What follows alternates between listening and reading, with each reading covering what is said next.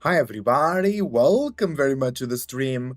We are here today to cast some games of the EGC Summer event, and we didn't cast games from yesterday. There were already games yesterday, so we're gonna cast some games from yesterday, and then we'll also cast some live games from today. Thank you very much for being here. Your support is greatly appreciated. And I wish you are having a good day, and I wish you are enjoying some Age of Empires 4 tournament. If I'm not mistaken, we already have new patch notes into play, and some very interesting ones. Let me look them up, make sure I'm totally aware. And today I already selected a cool set of matches for us, and I think you all will enjoy. Let's just check those new patch notes.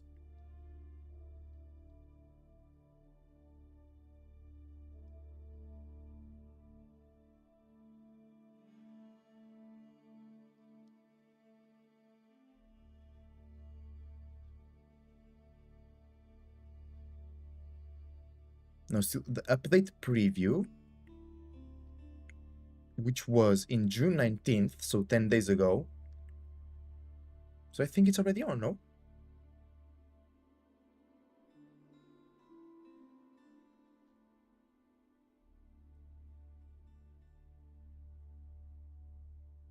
Let me check the Reddit.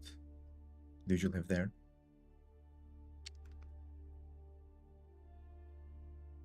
So it's still not live, the update. Let me check, for example, here, things with the Ottomans. I thought it would already be live. I thought it will be next week, well, since the moment it was released. Because Ottomans, they got some changes to the Vizier points. Yeah, it's already live. Reduces the cost of town centers. I have to make a video about this because there are some very interesting changes. Really, really interesting. Okay, so everything is changed. I would like to access those. No, I mean, I can just see here in the preview. I would like to have the most recent, thing. Oh, maybe it's in game, no?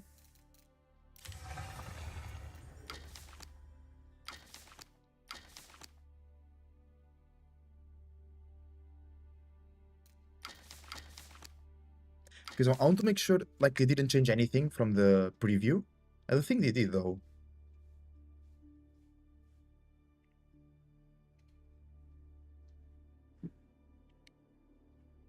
Okay, so I'm here on the changes of the civilizations.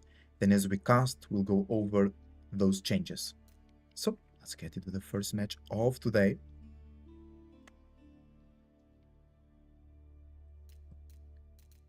Which is a match that happened yesterday, and it was not on the official stream.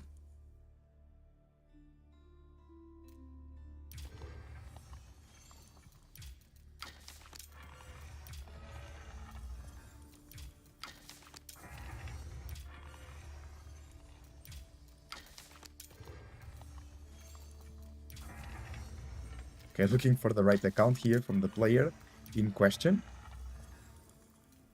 A lot of accounts with the same name.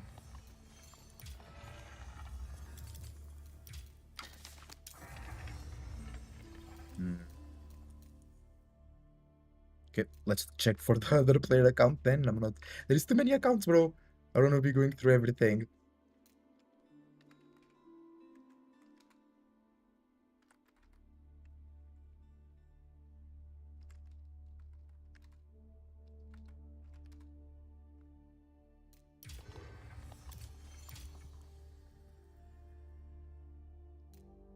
Yeah, I found it. There we go.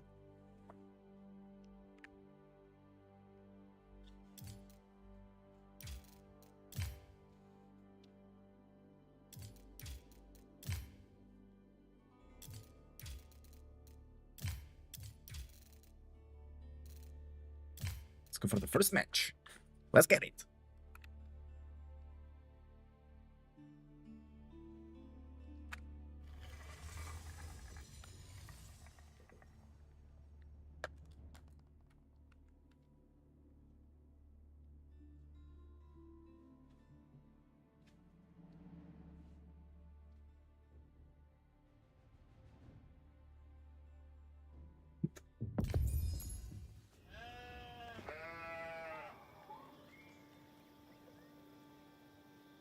And here we are. We need to flip the layout. Yes, we do. Okay, and we're ready to roll. Let's go. Hi everybody and welcome very much to the first game out of a best of 5 set. This is the EGC Master Summer Tournament, and we are here in the losers bracket in a best of 5, and we have in the color yellow, it's Beastie playing House of Lancaster. In the color blue, we have Wham01 playing as the Rus, so two of the most powerful civilizations going against each other today. We are on Gorge, still one of the best maps in the game in my opinion, and although it's loser brackets, the player that loses the series will still have a chance to continue in the tournament because this is a triple elimination bracket tournament, which I find it to be very interesting. And to start things off, let's check the deer position for the Rus. It should be no problem. That deer pack should be very easy to come in. But speaking of deer packs, there has been changes into the game very recently. I think a couple days ago, if not yesterday, as the moment of recording. So usually a lot of civilizations will push the deer into the base. But now that's extremely hard to do, as the deer are slower, and the units that are best at pushing deer, the spearmen, now they're not so efficient anymore. So I think it's a great move from the developers, because I think it was becoming too easy to have a huge amount of food in your base, just chilling with the deer packs. Now you either have to risk it and go outside, or invest into professional scouts to get those deers. So we're gonna see more plays, different plays, and we can see civilizations catering more to their own strength. Welcome, Rusgach from Kik, welcome to the stream. So, for an example, civilizations that are not great at going professional scouts, for example, like the Japanese, they'll just build a barracks which is cheaper and they will push the deer in, and now they just have a powerful food source. Now they can't really do that, so they have to invest or find their own strength, and I think that's going to be cool. Maybe some civilizations are not that powerful and they might struggle to appear in tournaments, but I think overall is a good change. I think players will get creative. Here it's going to be Beastie with the Lancaster Castle, of course. For the Rus will be that good old Golden Gate. Let's speed up things a little bit. Hopefully Wham will be able to do significant damage to Beastie early on, because we all know how the House of Lancaster works, with the manors providing that passive income. Then you get a bunch of units out of nowhere to defend and even attack. Wham might go straight to Castle Age if Beastie decides to do the AFK approach with the House of Lancaster, or you just stay in your base building manors. Because Wham could go still professional scouts and go straight to castle by not investing into any units. Rus still has a very easy time at making units and professional scouts and going to castle age. But I think there was a nerf to the high trade house as well, where the radius to detect trees that count to provide that passive gold income was reduced. But that should not affect the feudal age. Oh, Wham sending their scout in. Now under Lancaster Castle and manors coming in. And if you build the Lancaster Castle as the House of Lancaster, you will have the ability, no, your manors have the ability to shoot. So you have triple scout for Beastie, second scout of fifth scout coming in together with the fourth scout, professional scouts already being researched, nothing out of the ordinary for Beastie in the Rus, for Wham I mean, sorry, in the Rus, in the blue. Beastie playing in the yellow, chopping a lot of wood, chopping a lot of stone as well. Wham knows that. Some sheep coming back. Remember that House of Lancaster was actually nerfed, so their collection from sheep is now slowed down, which is something that was really good. Any military intentions from Wham? I don't think so. He does have a lot of villagers on wood, so we could see some buildings being dropped, an archery range, maybe a stable. The deer is still being pushed in from Beastie. It's still kinda okay to do it with the scout.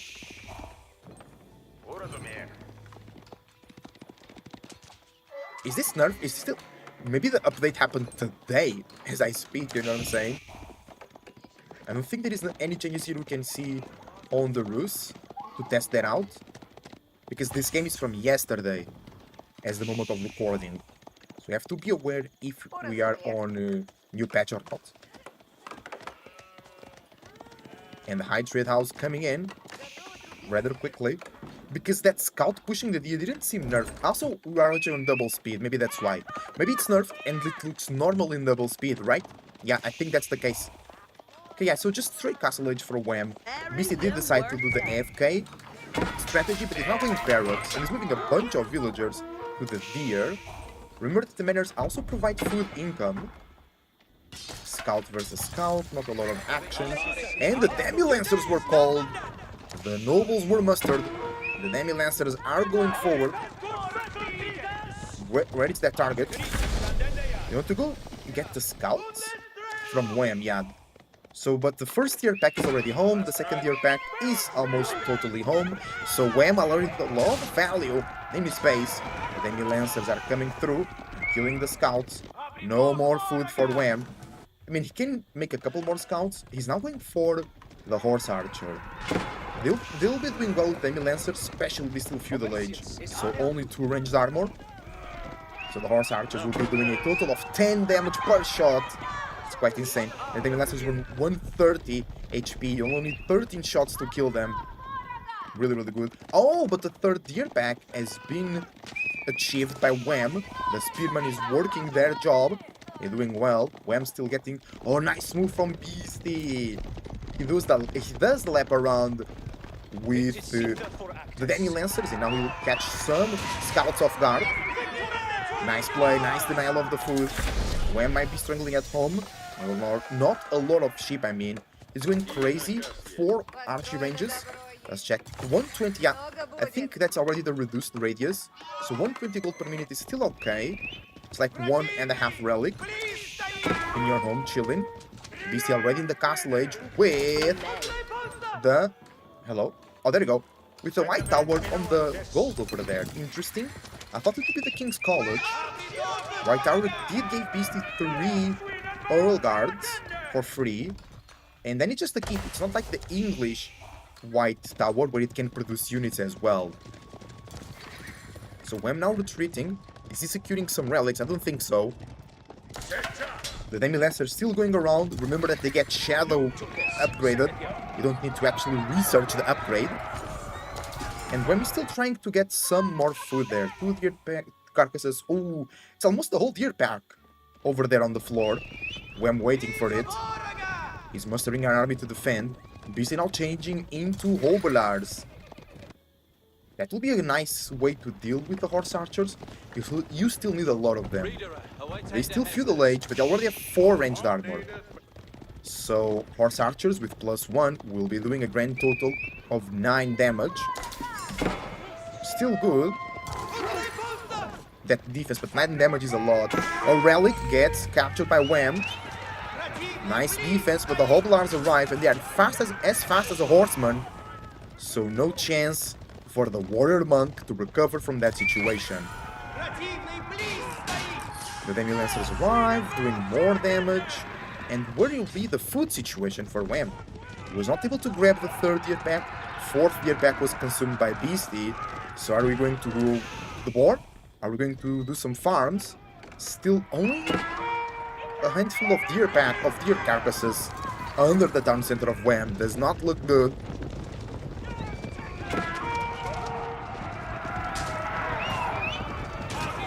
Nice move from Beastie, chasing down the horse archers, forcing a fight.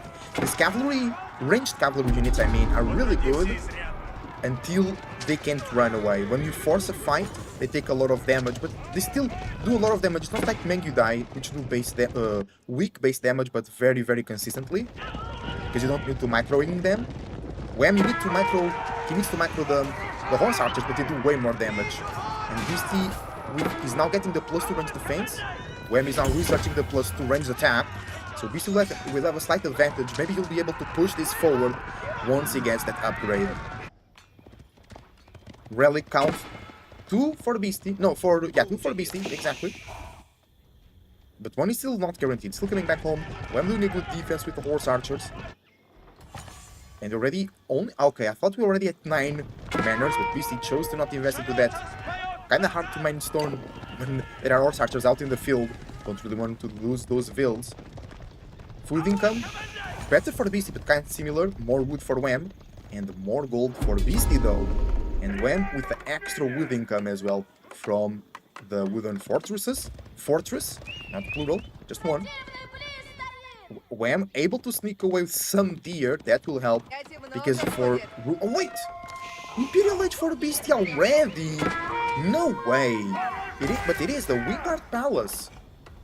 That was rather quick, and he was able to get a good army. Of course, it's not the same as Wham with 33 units, but Beastie is able to defend. White Tower is securing his gold that he's gonna need for Imperial Age upgrades. Only 1,500 gold there. Some Imperial Age upgrades cost 1,000 gold themselves, so Beastie will need to secure more gold. Wham intercepts the Age up here. The Demi Lancers are not able to deal with the threat. Beastie commits to the Age up. Now goes back into the town center. Town center will help. Remember, the town center shoots double the amount of arrows. So the horse archers with plus attack, only +1 range defense, are not happy sitting under the town center of Beastie's House of Lancaster. The knights, though, are tanking quite nicely. And it's looking bad for Beastie. Beastie's finishing up the Wingard Palace, and then he can buy units from there. So that might help with the defense, but it's not looking good in general. Beastie cancels the Age up. Of course, it's going to be here under the White Tower, which takes 20 slots instead of 15. And it's a disaster for Beastie. He needs to re-age up. Wham, going strong, but Wham doesn't have a lot of resources, also not a lot of army. What can Wham do now? Because Beastie still producing resources with the passive income from the manors. And the field's now back to action. Beastie with a couple of knights, that's funny. If he had the White Tower from the English, he could now be producing some units from it. He's now on the berries.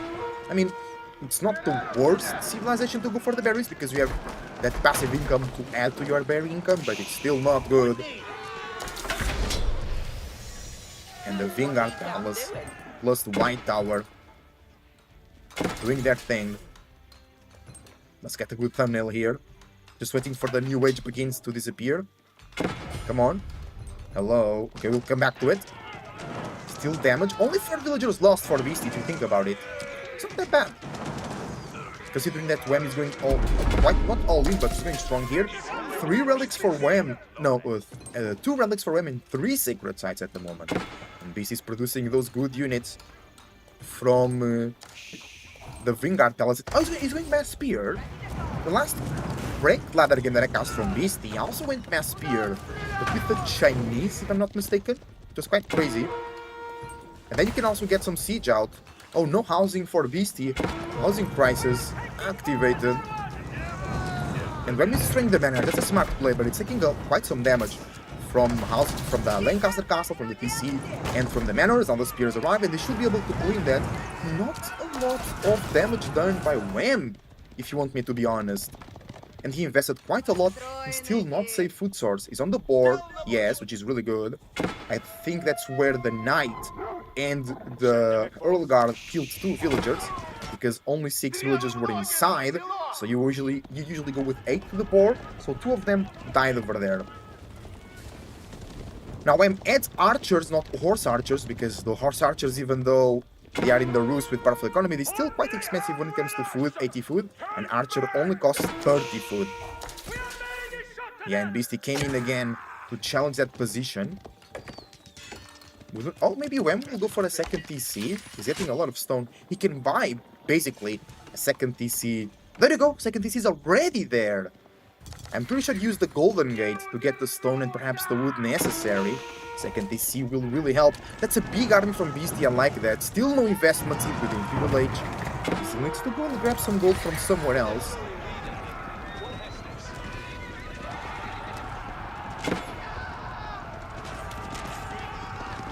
Nice push out from Beastie. Wham, is he ready to defend this? It's a lot of spearmen. Wham has a lot of archers as well, up to 18. But those spearmen are coming in very cheap. 100 food, 100 wood, and 200 gold for 2 spearmen. No, that's not... No, he's getting the trebuchet. No. He's getting the garrison command. 300 food and 150 wood for 8 spearmen and 1 Earl Guard. That's a good value, I think. Let me check those prices again. 300 food for 8 spearmen. 8 spearmen is like 60 food. Yeah, and 1 Earl Guard, which is 100. Oh, that's so good. That's really good. Now Wham, thinking about what are you gonna do? Maybe just buy time to let your villager lead increase. But then you have to defend that, and Beastie can muster... oh, sorry about that. He can still get a lot of yeoman, but he'll need to rebuild the manors and then add extra manors to get full value from that, and then you'll need to get, not need, but to optimize the yeoman army. The university will be necessary to get the silk string bows, to get incendiary arrows, research also the synchronized shot. So still a big investment in resources and time for Beastie here. Wham, good army as well. He's coming in forward in his first game out of the best of 5 in the losers bracket of EGC Master Summer Edition.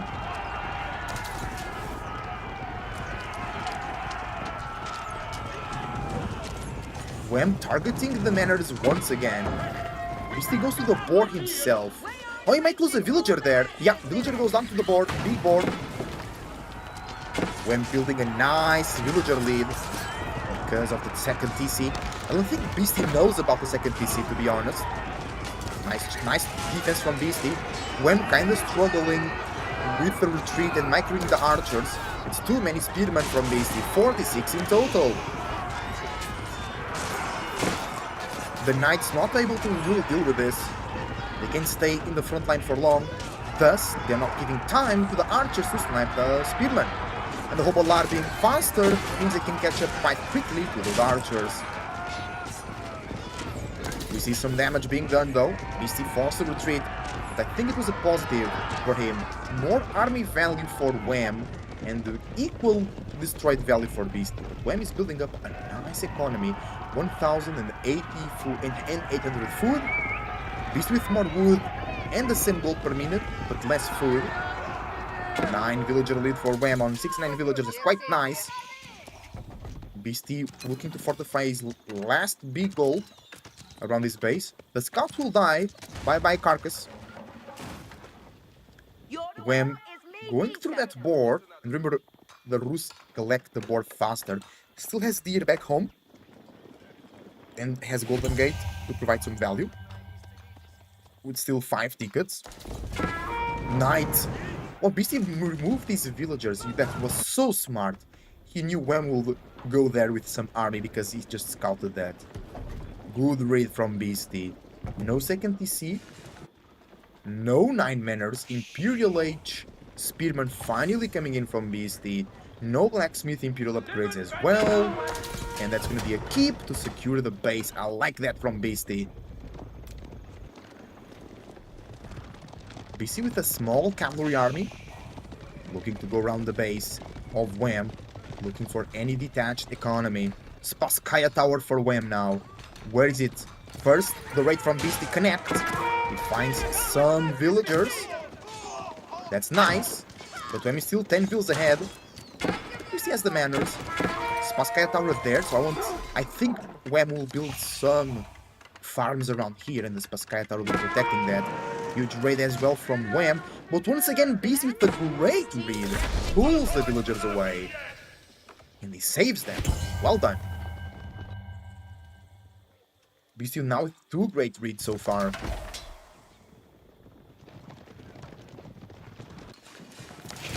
And he's going 80 spearmen, unbelievable. Plus 3 range defense already. Nice raid once again. Beastie is doing this very well. The pressure is coming to Wham.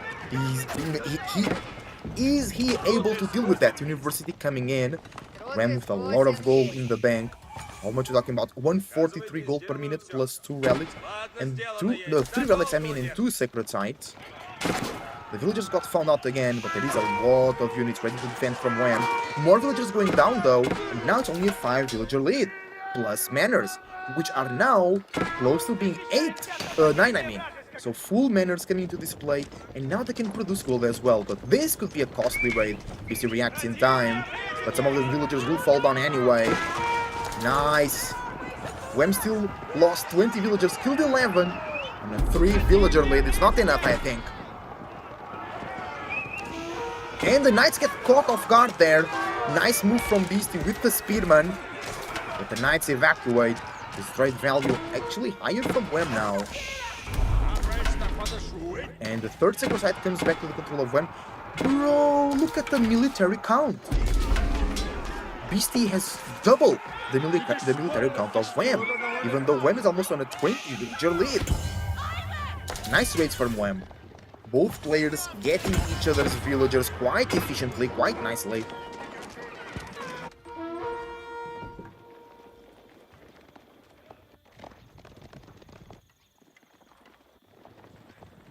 But BC just has a really scary army. Triple range defense, triple range attack, and he's going 100 spearmen. Yeah, guys, if you like spearmen, that's the game for you. Second TC from Beastie. I was thinking about it a bit earlier, and it just came in. And Sekurzites being decapped. No extra income from Wham. Beastie could capture those and perhaps wall it up, put some keeps over there. He's already getting a lot of gold from the manor. It's not a lot of food though. He has a good bank, 2,000 in the bank. And he's still getting those discounted units. I want to see a lot of Randys if we can. Beastie's pop cap though. Wham with still 34 units. 34 slots, I mean, to fulfill. And the keep will go up. And luckily for Wham, it was almost finished. Oh, but it's going down so quickly. It doesn't matter. With army tactics also coming in from Beastie. Do we have incendiary arrows from the archers? I don't think so. Oh, no, we do. Nice damage. The hand cannoneers can't handle it together with the spearmen. Beastie evacuates. Only 800 food per minute. Maybe that's all he needs because of the discount from the Vingar. Actually, let's check the military protection from Beastie. It's 1 barracks, 2 stables, and 4 archery ranges. He's not spamming yeoman, which will be superior to the archers of Wham. Wham, will they switch into Lunge Connector? No, sorry, into Streltsy. He's going biology. So he wants his cap to be stronger. He's going a lot of knights and archers versus what's going to be yeoman and spearman. I think Beast will be better there because of the value. His comp is way cheaper because of the knights from Wham. Wham getting the second food upgrade. Nice farming economy over there. Nice position from that keep from Beast. He doesn't trap. Oh, wow, he doesn't trap in time. Losing more villagers. Wham ahead. Almost 20 villagers in this match. It's a hot match right now. It's only game number 1. Out of best of 5. I'm curious to see the next games. But we still have a long way to go here, I believe. I think no player is really ahead. No player has done critical damage, and no player has lost like a significant fight that allows the other player to push in. Crazy walls from Wham, but I don't think he'll be able to make them as BC just crossing the blueprint. BC again with way more units. He's now getting incendiary arrows. We already have no synchronized shots just yet. Do you have farms from Beastie? No, but he's almost on 1,000 food per minute. Those manors are doing really well. 40 gold per minute, 45 wood per minute, 52 food per minute times 9. It's quite insane, but they were nerfed as well, so keep that in mind. It's quite nice. The income, it's not crazy. I think it's alright right now. We'll have to watch more matches from House of Lancaster to really have an assessment of their current situation. We are not being able to push out of his base though. Great raid. Beastie is aware of it though. Will not be able to stop it with that army. The main army moves, but it's a slow army. Tell me the walls here aren't done. No, and the stone walls, so they'll take extra time. I want to see some Randys from BC. But yeah, it's super expensive though. 1,050 gold, 850 food. Unbelievable. You need to be extremely wealthy when you play the Lancasters to push that strategy. Textiles also coming in, plus 2 melee attack coming in, and synchronized shot coming in from Beastie. Plus 3 range defense, better wood and better gold upgrade coming in from Wham. And Beastie's... oh, if Beastie can drop a keep here, that will start Wham out of gold. Now Wham still has that gold in this base. This is still healthy, 7k gold basically. So nobody will be forced to go for a trade now. Beastie still with 7,000 gold over there, 3k gold over here. He's now getting 4 gold. Oh no, only 800 gold left there. Oh, and still 4k gold here. So Wham right now doesn't need to trade. Beastie doesn't need to trade as well. Beastie pop cap, Wham almost pop cap. Wham almost 20 villager lead, but Beastie with way more army count. Army value is way superior for Wham. I wonder when these players will push the trigger. They're both in Imperial Age. They're both getting all the upgrades. Speaking of that, let's check them. Wham, no elite army tactics, he doesn't need that. He doesn't need anything here, and he is now getting +3 ranged attack, and only now bears fortitude. So only now the knights getting a full HP pool that they can achieve when they are from the Rus. Archers and spearmen, and spearmen chasing down that knight. Nice switch into horseman. Will be way more efficient for Wham. Wham with 2k food per minute, that's a nice ban. How many stables are we speaking for Wham? 7. I guess he could do more than just start raiding and raiding and raiding.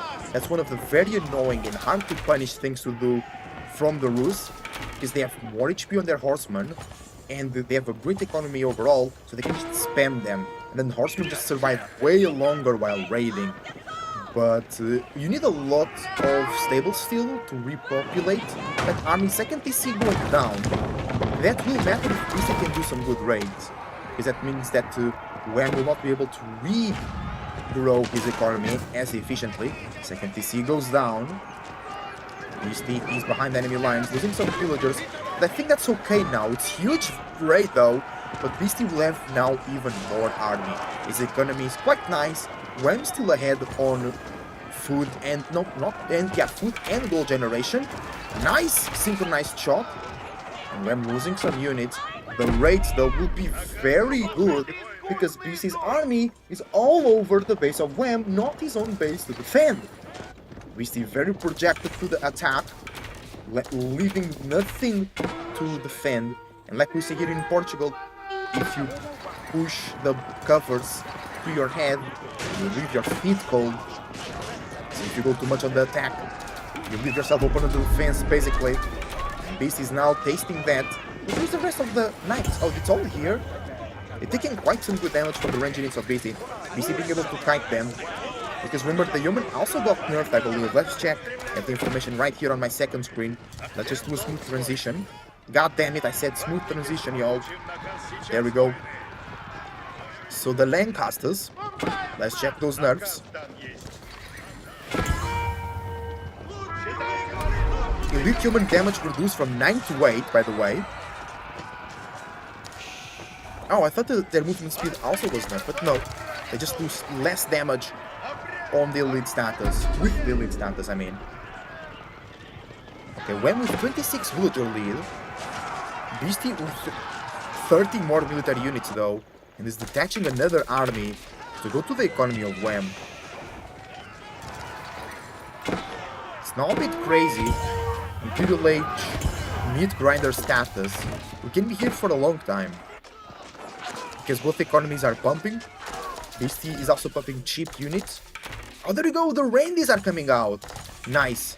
And the culverins too. This might be the last push. No, they're on the same military count. So Beastie can't really exert pressure and just finish the game. That's to be a slow push. And remember that Wham did not go for the high armory, so he doesn't have cheaper siege. Beastie does, in a way, with the Wingard Palace. So Beastie might have an easier time here to destroy fortifications and just finish the base of Wham. Wham doing small raids, but I think the moment is swinging for Beastie.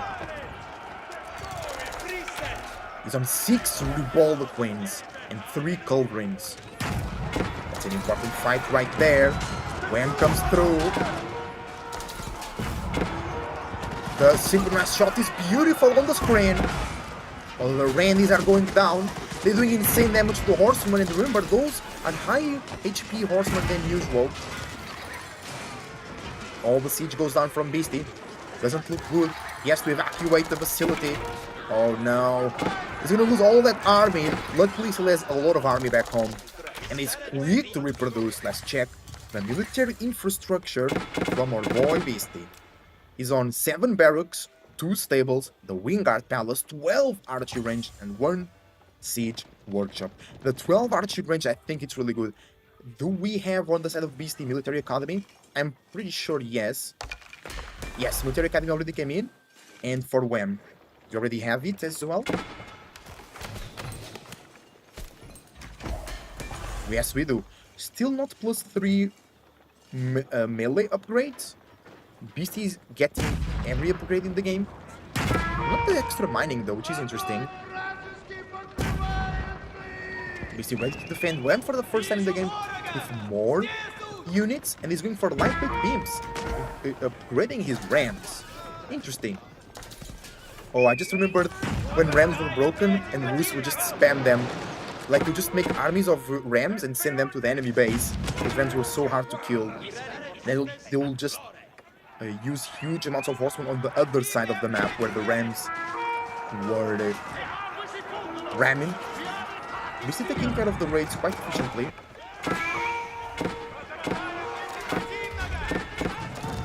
Now we just see purulent shenanigans. Nice fight, nice defense from Beastie. He's taking it. Ooh, that's a lot of losses. That might not be okay. WEM still with more food per minute and more wood per minute. Less gold per minute, but I think Beastie has so much more space to field army, right? Yes, WEM has a better eco, but he can't go that deep into military. Beastie can. Is Beastie still happy by losing villagers? He's losing a lot. He's now 30 kills behind. He has second TC, so he can escalate his economy way better than WEM that didn't rebuild the second town center. And he can just have more military. While having a nice thing. Oh! Wingard goes down! That was a really good move from WEM. Beastie rebuilds it immediately, but it's gonna take a while. So for right now, no discounts for Beastie. This could be a good time for WEM to make a good move. But look at the ranged mass from Beastie. 67 yeoman. And, oh no. This is demonic. Because this kills horsemen as well. This kills everything. The Revolver Queen will kill anything that gets close to the yeoman. The yeoman will do damage before the units arrive, so then the Revolver Queen just kills them. And being one of the best range units in the game, it's really hard to counter this. WEM needs mangonels. And he needs the upgrade. He needs adjustable crossbars as well. So it's gonna be so expensive to get all of that. The Wingard back in place. It was a good strategy from WEM with the rams.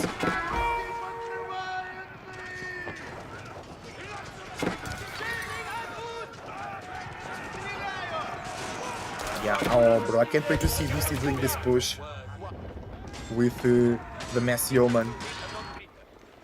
Where is Beastie going? He's going here. He wants maybe to kill those siege workshops? Yeah, so no more rams come through. Oh, huge raid from WEM. That's a lot of archers too, so just Spearman will not be able to stop this.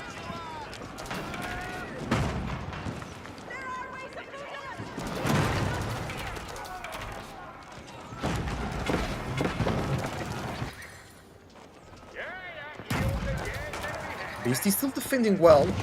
Not a lot of damage coming in from WEM. Speaking of damage, WEM killed 62 villagers this game. Beastie killed 46.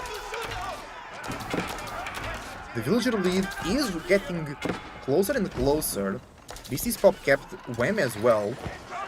Beastie still the second town center.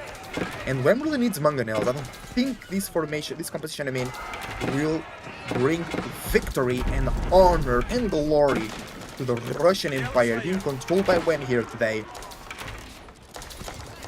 We are 44 minutes into the game, by the way. Holy.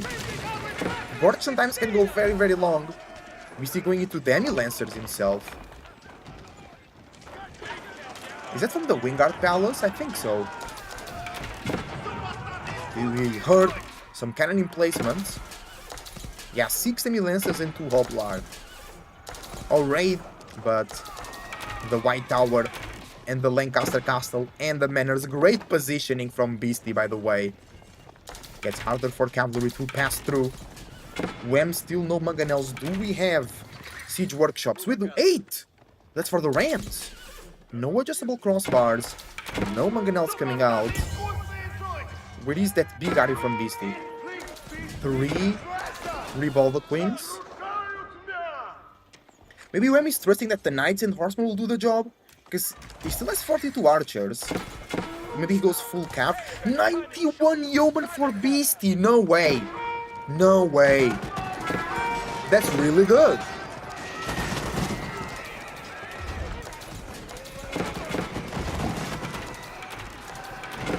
Nice raids from Wham. Beastie struggling in the back of his base. But now he defends. Now he has more space to field army. 121 army units plus 9 siege versus 74 from Wham. It's a bit of a chaos now here in the Imperial Age. Who's gonna make the decisive push? In a moment you have to do a gold check to see who needs to start trading first. Now it's just meat grinder situation. This could be a good push from Wham. Only 2 rams, so he can't do much. The boiling oil destroys the rams as well.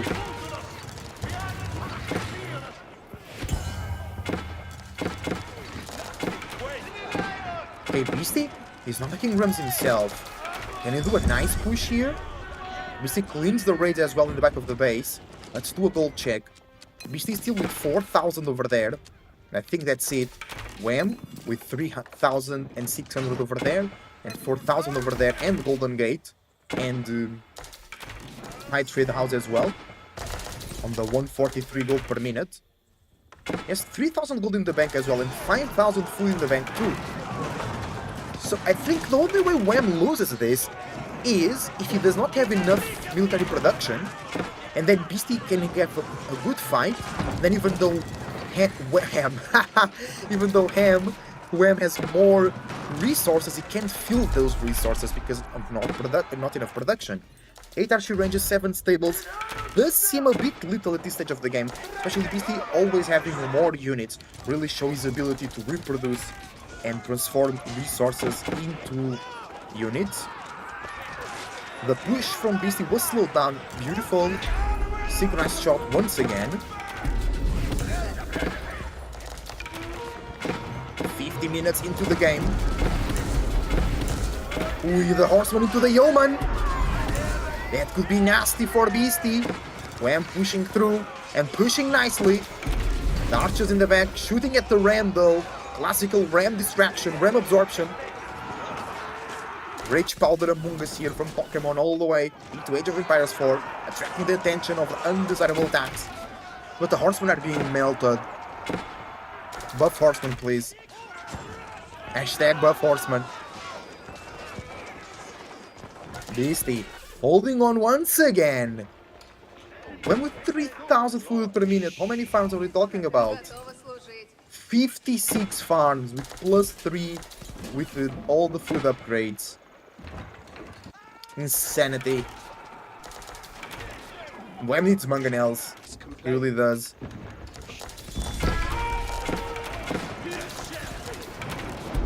Beastie taking care of that kid now.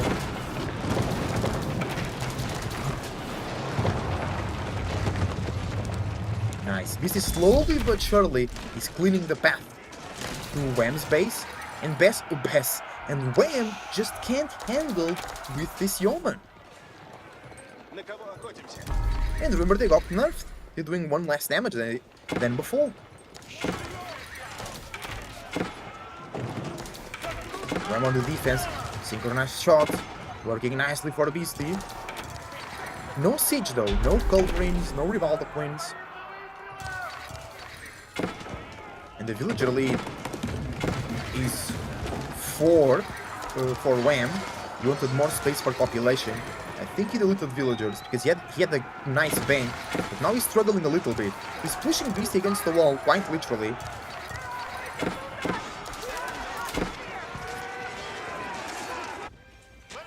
An archer raid.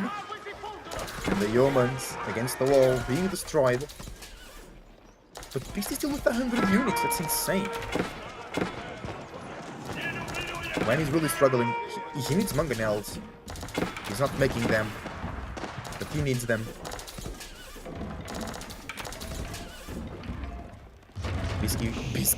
Biscuit. Roll to them, just saying funny names. Biscuit, the Beastie. We're going heavy on the Rams once again. Nice army here from Wham to defend.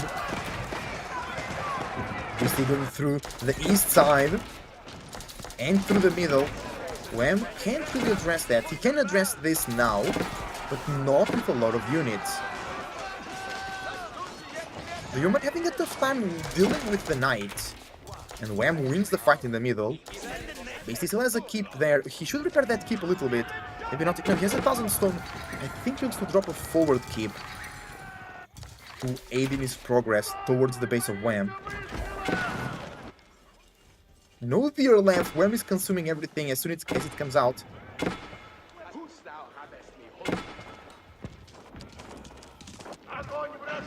Now Beastie has an insane food depot once again, because he's switching to Earl Guard and he's back to the Randys. Shout out to Ozzy Drongo, by the way. He's the one that popularized the Randy nickname for the Rivaldo Queens. And Beastie was the one going into mangonels. Let me check if he does have, indeed he does have adjustable crossbars. So now the archers for Wham have no chance. And Wham has 19 horsemen. That will not be enough to defeat the siege from Beastie.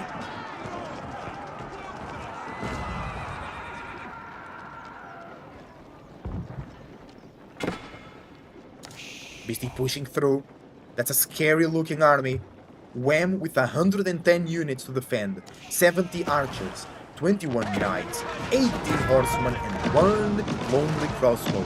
Beastie might be doing the last push here, might be close to winning. 51 yeomen, 27 spearmen with billmen as well, 12 Earl Guard, 6 hand cannoneers, 5 mangonels. Yes, ladies and gentlemen, and everything in between, you heard correctly, 5 mangonels, 4 Ribaldo Queens, and 2 culverins. This might be the last fight of this game. Will Wham be able to defeat this? Remember, the mangonels are also great at killing buildings right now. Great shot. That lonely archer had it coming, he knew it. Oh, I need to sneeze, but I want to cast this battle here.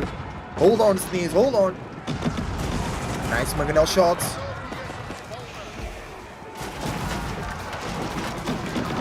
Okay, I sneezed, I'm back. Man, that's a nice fight. The siege from Beastie is holding on. The cavalry is going down pretty quickly, but all the coves are down. Beastie still holding strong. The ranged units from Wham need to evacuate. The mangonel is doing too much damage. The front line is dying. Only 4 lancers available.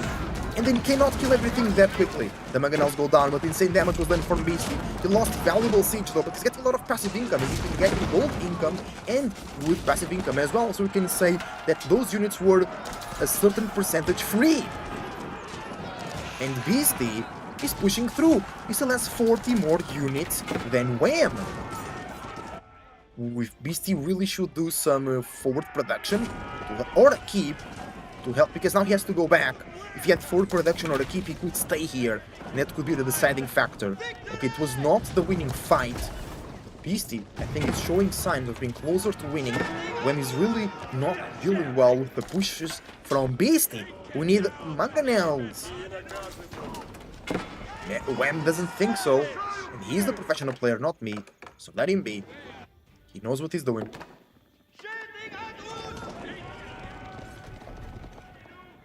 Do we have Tide Barons? Yes, sir. There we go, the keep from Beastie. Nice. That really helps.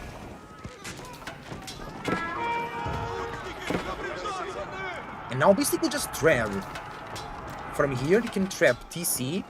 He can take down the Golden Gate. He can take down the High Trade House. Now, for the High Trade House, he needs to go a bit further. But then, the Spasskai Tower is right there. So Beastie will do a landmark snipe from this position. The keep is being challenged. It's going to be very hard for the villagers to be targeted. The archers need to step up. Great mangonel shot! Insane damage to the archer blob. Yeoman with the synchronized shot. missing most of them, but together with the mangonel, it's a positive shot. But the mangonels are being sniped by the archers. The keep is going up. It's very hard to click on the villagers, I know. The villagers going to the keep. The boiling oil doing all the damage here. Nice fight from Beastie. Slowly but surely, he's advancing. And he's advancing with vigor and honor. Here we go. For the House of Lancaster. These Rus invaders cannot do it. They're too strong. Yes, they are. Beastie claiming more and more territory. Claiming and more yards. More and more yards, I mean. And he has 50 more units right now. He's pushing through. And he's going strong. Wham. Getting wood whenever he can. Wherever he can. But I think it's too late now. 60 villager, 60 army difference almost for Beastie. I think now it will end. Mangonel's coming forward. Culverin's coming forward. Still 73 yeomen available for Beastie. Oh, true. Archers now can have that upgrade to do a bit more damage to siege. Are they doing that siege damage right now? Yes, they are. They do 3 siege damage to the buildings. So 3 times 70 is 210. That's a lot. That we still have to do a lot of damage to the 5,000 HP building.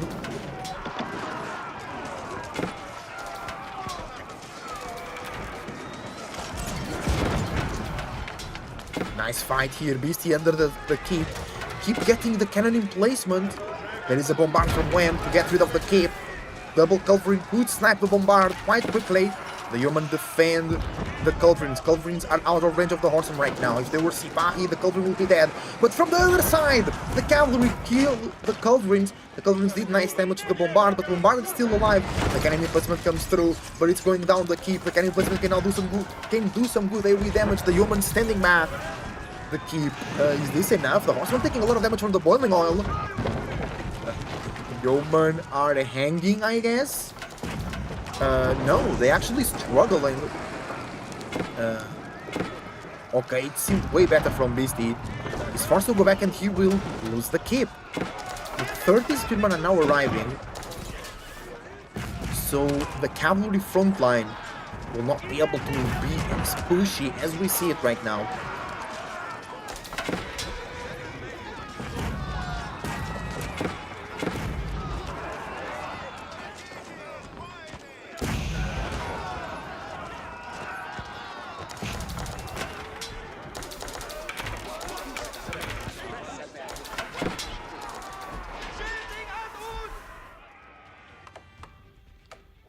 Okay, BC holds on once again. Sorry guys, I was just spacing out a little bit. It's a long game, 1 hour mark. We are watching it for 47 minutes because I sped up a little bit through the game. We're on the offense right now. Now, when is the one with more military units? But Beastie has more siege. Triple Culverin. No, quintuple Culverin.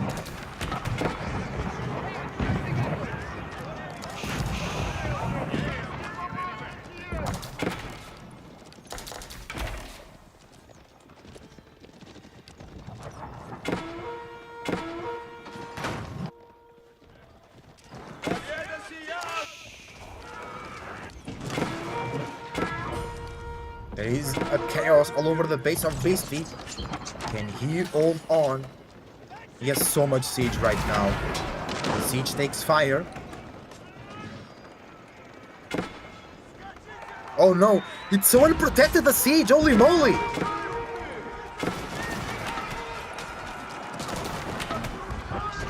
What is that? Where is happening from Beastie? He's losing all his siege. The Revolver Queen went down.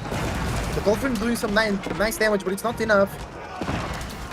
When the archers are doing the job. Oh no.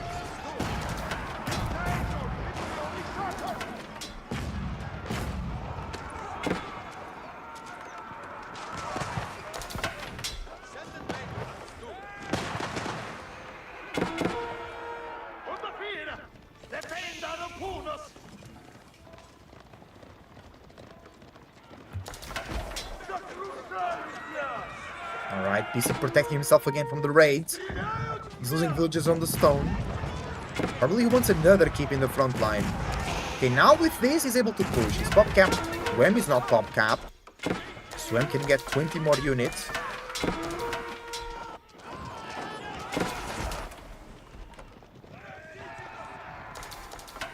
And Beastie waiting to push through.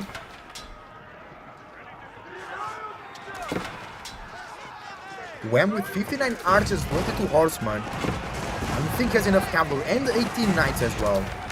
Which are... no, that's the archers raiding. And a bunch of rams coming in as well. Great match so far. Beastie back to the rain. He's up to 2.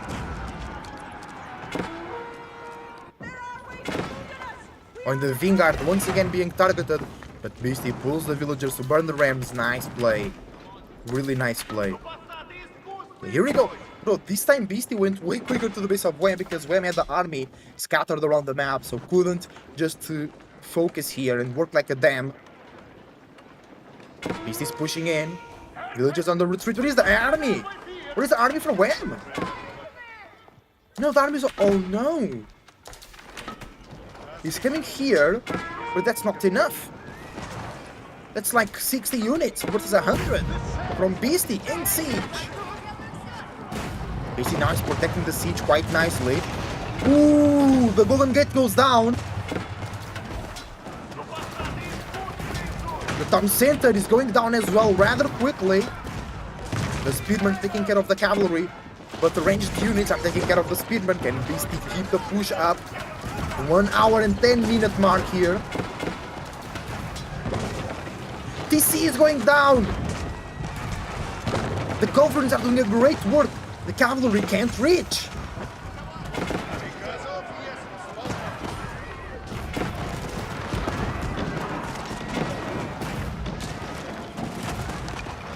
The archers are now taking good damage, doing good damage on the siege.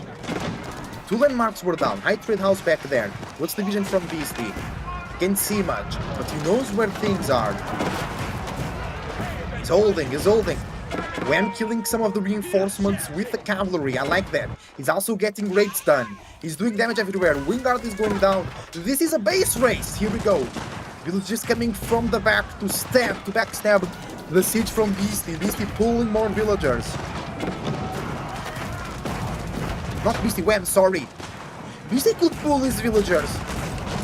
Oh, look for the destruction! The culverins! There are not enough archers to kill the culverins. So every unit trying to kill the culverins is just dying. This might be over, ladies and gentlemen. Beastie might take his game number 1 here in the best of 5 versus Wem in the losers bracket of EGC Summer tournament. Yeah, Wem can't take care of the siege now from Beastie. There are not enough archers, and the mangonels are there. The culverins are doing a good job.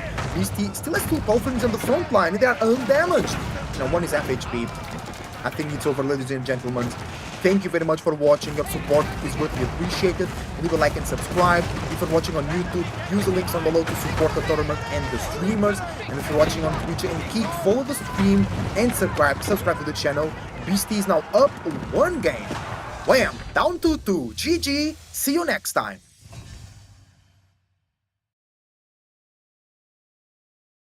Great game, ladies and gentlemen. Great game.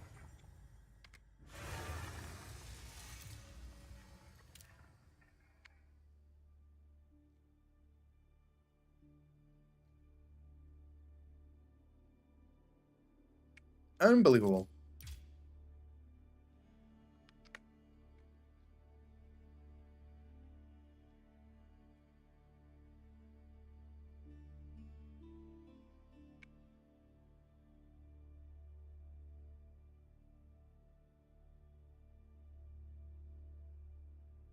Alright, let me organize this video.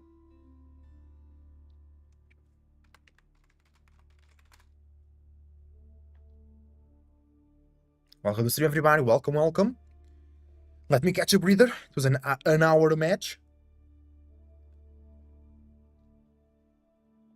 An hour and 10 minutes.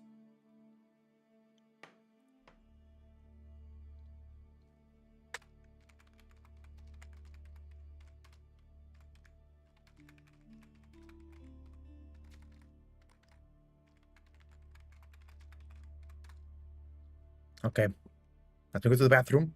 Let me grab some more water and be back for the game number 2.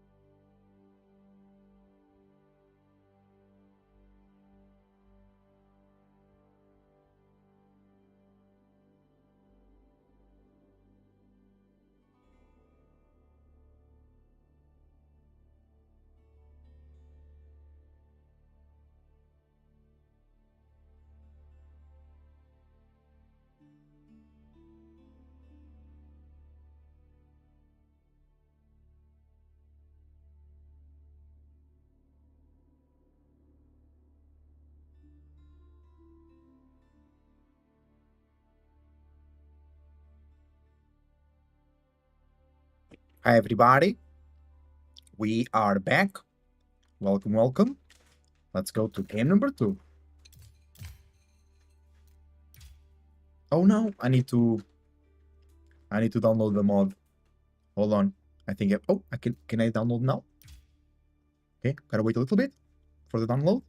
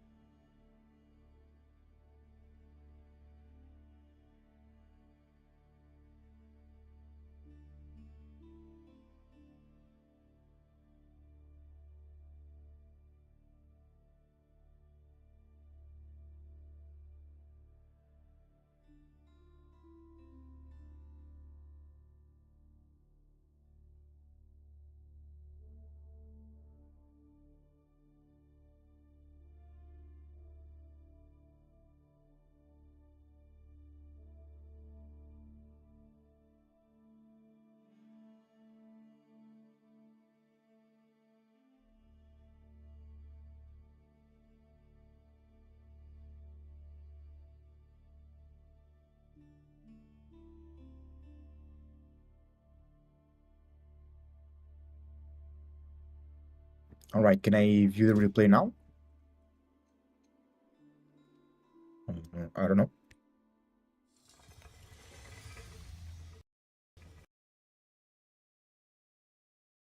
And my game crashed.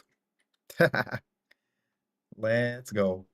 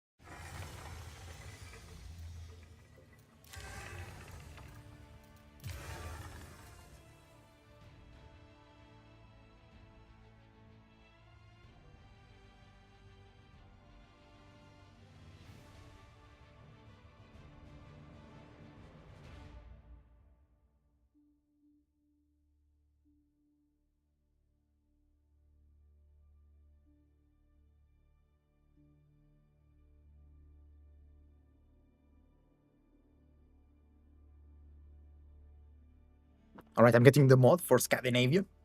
Welcome to stream everybody, welcome, welcome.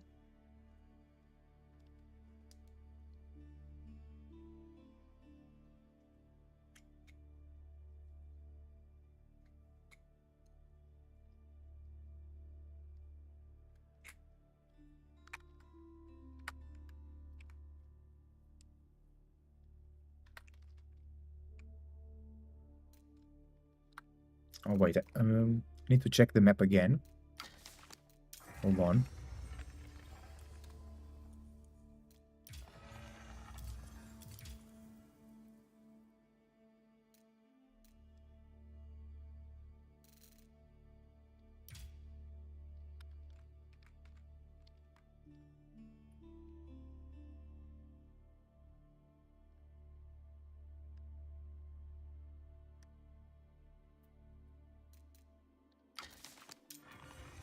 It's taking a while to get the mod, guys. Sorry about the delay.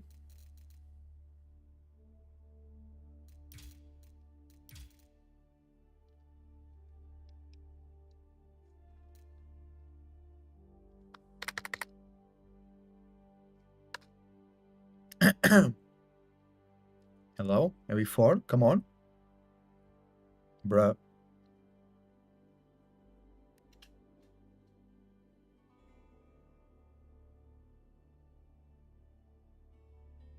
Okay, hold on.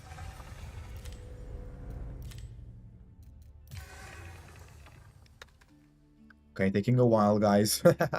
Oh, I didn't expect this to take so long just to get the mod. But we'll wait patiently.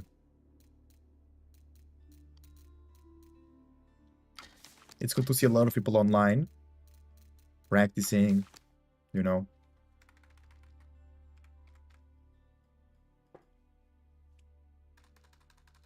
Bruh. Well, let's talk about the tournament. It's been pretty cool. You guys have been enjoying the tournament. Let me know. There's been good games. Now with the new patch, will be very interesting to see how the players do. Especially it was like new patch in the middle of the tournament. Some players don't really like that, and I totally understand why. But for us viewers, it's super interesting because it brings a more freshness to the tournament, which is already cool, and now we have something different to talk about and speculate.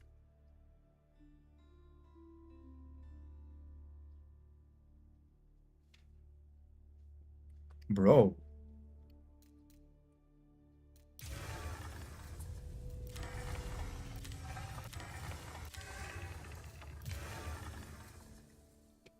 Okay. Oh, there you go, I got it. Damn. Took so long. Okay, we're good.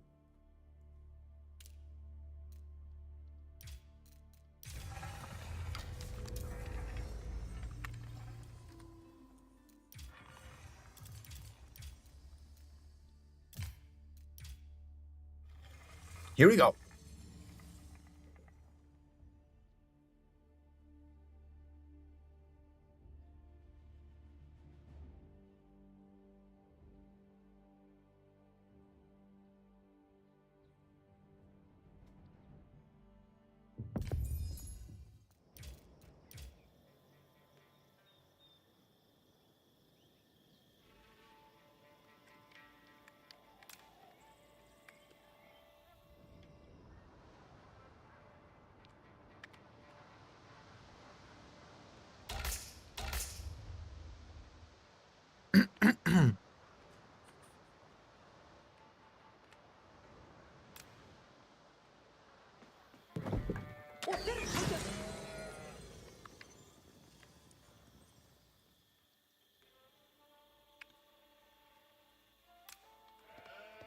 Hi everybody and welcome very much to the second game out of a best of 5 from the EGC Master Summer Tournament. The color yellow leading by 1-0, it's Beastie playing as the Mongols. In the color red, we have Wham-O-1 in the Knights Templar, and we are here on the map EGC Scandinavia. It's a pretty cool map that we rarely see.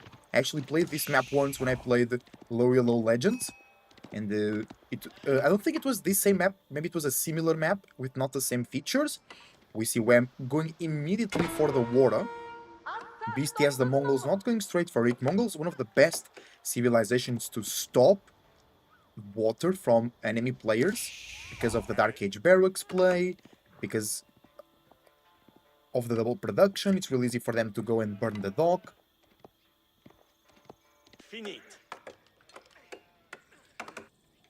There you go, the barracks from Beastie, exactly.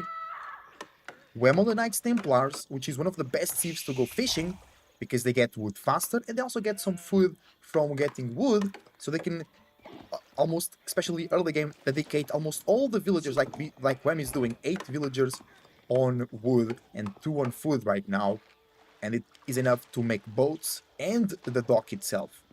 On the side of Beastie, I think I'm pretty sure some speedrun will be coming out. Then Wham will not be able... Oh, they go barracks as well. That means... Wait, he canceled the barracks. Also, Knight Templars don't need a lumber camp, so you save 50 wood there. Okay, the first boat is out. Needs to walk a little bit. I mean, sail a little bit, but nothing too much that will perturb the efficiency of the economy of Wham. Now the barracks comes through. We already have 2 spearmen on the front line. Beastie making more spearmen, of course. It's going to be very important, the ship for Beastie, because he's not fishing himself, and Deer is really far away on the front line. But this map has more Deer than usual. to not make players feel too obligated to go to the water, because they still have a good food source that is not water. So it's a bit more incentivized to actually perturb the water instead of just mirroring it. Villager might be going down here from Wham. Uh-oh. The speedmen are going fast. The Khan will help as well. Yeah. Oh, the down center is almost there. Will the villager go down? Beastie can't risk it. There's a lot of sheep in that Khan. But he finishes with the Khan. Great shot. Cristiano Ronaldo with a great shot over there. Nice. That's a lot of psychological damage into Wham. And he goes double barracks to kind of mirror double production. But the double production, it's not just the double production itself, it's also that you only pay the price of one unit. And you pay extra stone that you get passively, but you have to invest 150 wood to get the OVU in the first place, and then wait for the enough amount of stone to double produce. But saving those resources is really good. It allows you to keep a good Dark Age pressure, and while thinking about a relatively fast age up to the Feudal Age, we see also with a very good gold spawn there. Very good town center location for the Mongols. They have to choose their location in the early game and moving the TC. And the dock is in danger. Yeah, I think Whams loses the dock, yeah. He can then go and build the dock here and relocate his fishing boats, but losing the dock here is a huge deal. It's on fire, and Beastie now gains extra resources because of the unique Mongol technology, cultural trait, I don't know, where when you burn stuff you gain resources a little bit. Yeah, if it was old patch, Beastie would not be pushing this deer into the base, but in the new patch it's not easy to do that.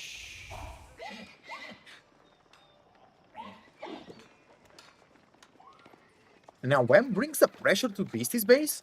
He wants to burn the OVU. It's always good value. But Wham just lost the dock.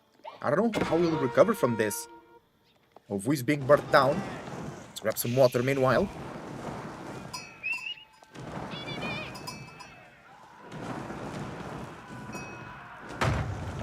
And OVU will surely go down because the spearmen are very far away.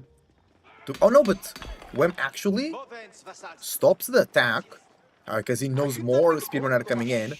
And Beastie is aging up with the deer stones, and Wham is far away from that age up. He has 7 vills on food, 9 on wood, which also give food. He rebuilds the dock. The boats are full with 40 food. It will be 160. Yeah, 160 food right there. Okay, Wham has enough to age up. I know he needs gold now, and that'll take a while. He's moving the 4th and 3rd villager over there.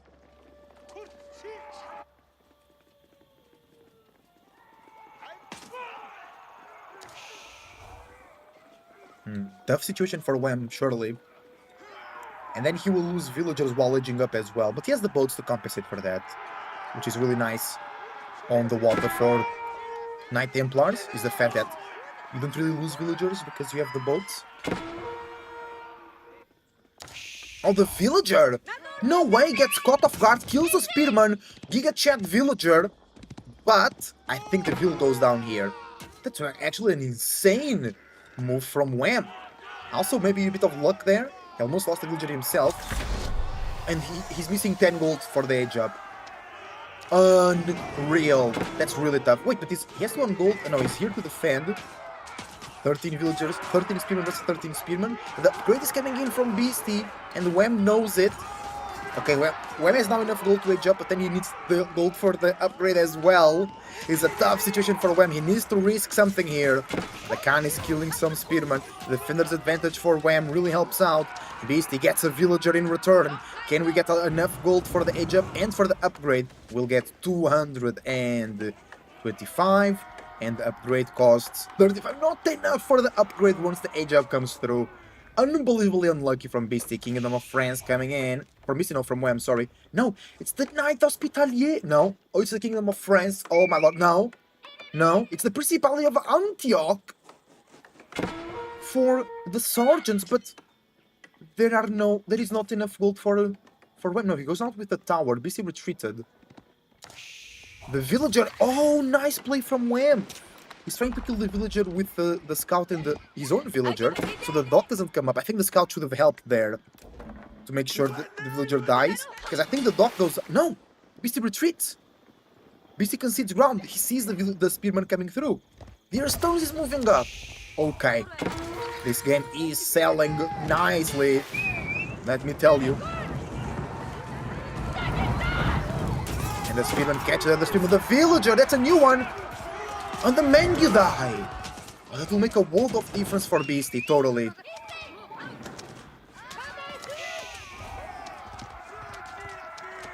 Nice retreat from Beastie. And the villager is still alive. Beastie needs more Mangudai. Wham into the feudal age. He upgrades the spearman. The villager from Beastie goes for the dog anyway. It doesn't fear death. I think it's going down. There is no way. The wolf joins the party as well. The villager is gone. Dead gone. And the dog goes down as well. Cancel that mid. No resource lost there from Beastie. But the deer stones is being sieged. The Mangudai doing a good job there. Beastie not removing the deer stones. Not relocating, I mean. It's on the move. The Mangudai doing some good damage. Killing the spearman. And there is a second dog from Wham. I really wish to see the Knights Hospitalier is going to be the Sergeants. They'll be doing good damage versus the Mangudai, but they have no armor. So 105 HP, 0 armor. Mangudai, that's a Khan Hunter. Mangudai will be doing 5 total damage, and they shoot so fast. And you don't need to microing them. I think the Sergeants will just go down. Prime Mangudai victim. You know. The deer stone is here to give some extra speed. Oh, there. Oh, I didn't notice that, but Beastie was already fishing on this side. With already 2 dogs. Oh, I missed that. But he only has 1 boat. So it wasn't too long ago that he got here. Let's check that income per minute. When with more food, more wood, and more gold. Also 1 economical unit ahead. Deerstone's moving up for Beastie. I really want to see how good damage the Sergeants will do to the Mangudai. The goal is exposed. The tower can help, but the villagers retreat. I keep hearing a land. Oh, it's the Deerstone. Never mind. Another villager goes down. Beastie killed 3 vills so far. That vill is also in danger. Archer range doesn't come up. Beastie needs the archers.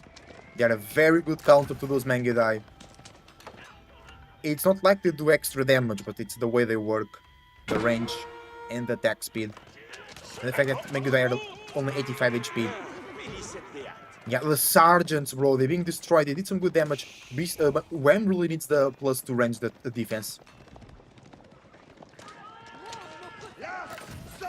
The Sergeants can't reach. They just fall down as they run after the Mangudai. Spirit also caught. And now Beastie is 3 eco units ahead.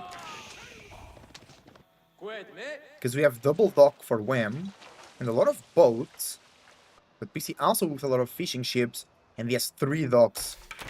So he's going full power on that eco.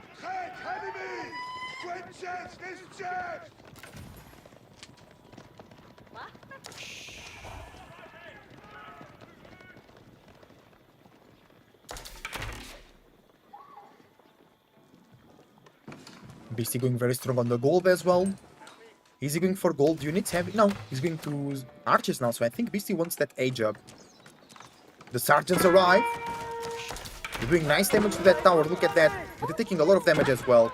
+1 range defense is coming in. +1 defense as well for Beastie. But the Sergeants do melee damage. Oh, 5 villager kills! Oh no! Oh, that's insane. Beastie's now 10 eco units ahead. Nice Mangudai raid. When caught in the middle of the park, he's like, do I go back? Do I go forward? You just... No, he had no chance. He had no chance. His army was too far away to defend. Insane damage. Beastie in the commanding position. And now it's the perfect time to go castle. Your enemy needs to repopulate his economy. You can go castle, get upgrades.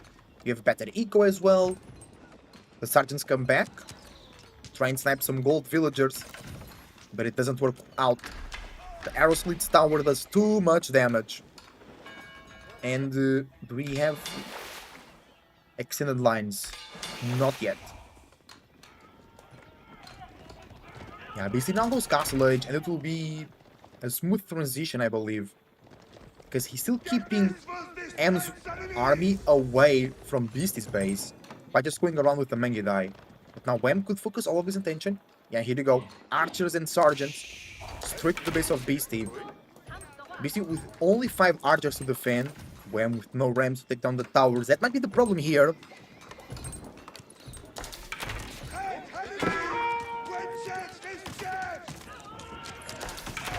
The sergeants taking damage to the towers. Now they're dying to the archers and the towers as well. And here we go. Stamp readout for Beastie. That will grant the age up and 50% more gold on drop off. It's not looking good for Wham. He's falling too much behind it and he's not doing real damage. Just the sergeant choice is costing him dearly, I believe.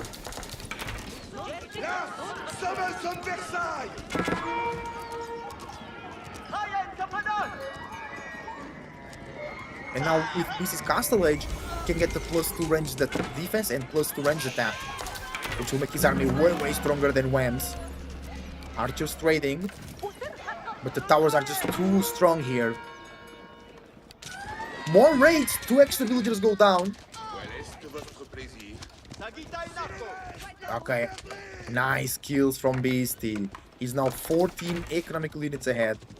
But when with more food, 1000 food per minute, because Beastie is using 9 vills to do the age up.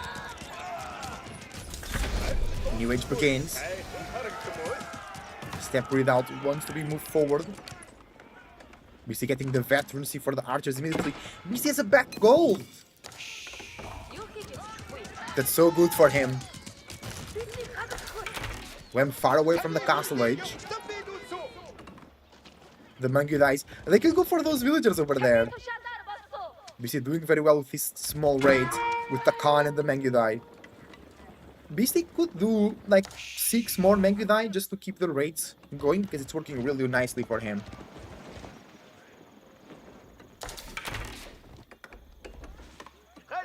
And there you go. We have 22 gold villagers that will drop 50% more. So basically, this is 33 villagers. 33 villagers over there working on the gold.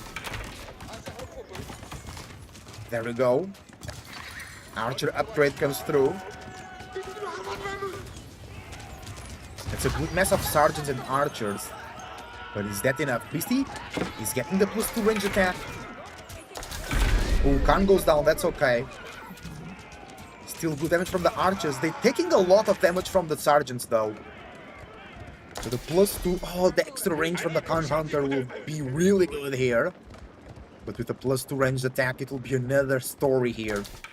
Insane economy from Wham on the water. But Beastie's ahead by 11 villagers now. Eco units, I mean. And Wham also has pilgrims. +2 ranged attack is almost here. That will totally change the game. Ovo depleted from Beastie. I just heard that sound. And Beastie retreats. He brings the deer stones. I like that. Extra range, extra movement speed as well. Deer stones can be parked there. Horseman from Wham. I like that play. The archers kite back efficiently. +2 range attack is already here. Archers now doing a total of 9 damage. Horseman with only 3 range defense, so 6 damage per shot. 6 times 20 is a lot. Those horsemen can't handle all that damage, yeah. Because the horsemen have 125 HP. So 20 archers almost one-shot the horsemen.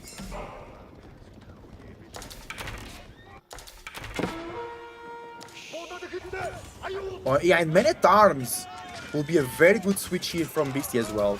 And he's trying to wait with them, which will be very hard for Wham to deal with back in the base. Because usually you have smaller amount of units back in the base to defend.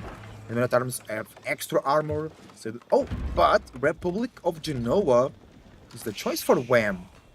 That will give him access to the Genoa's crossbow. And Pilgrims generate 30% more gold. Relics for BC. That's the third one already. Is the Genoa crossbow the good choice here? Against the Men-at-Arms, sure, but against the masked archers from Beastie? I don't know.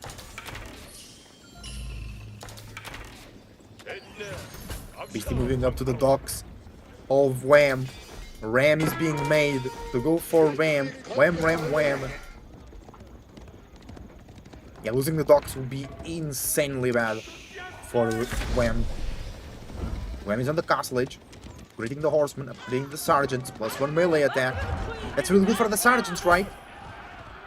The sergeants would be doing 13 damage. And the fight will break out. Now Wham retreats. He's waiting for the upgrades. Yes. Oh no, one of the docks is going down as well. Nice move from Wham. He has less units though, and less upgrades as well. BC also going for the +2 melee attack for the Men-at-Arms.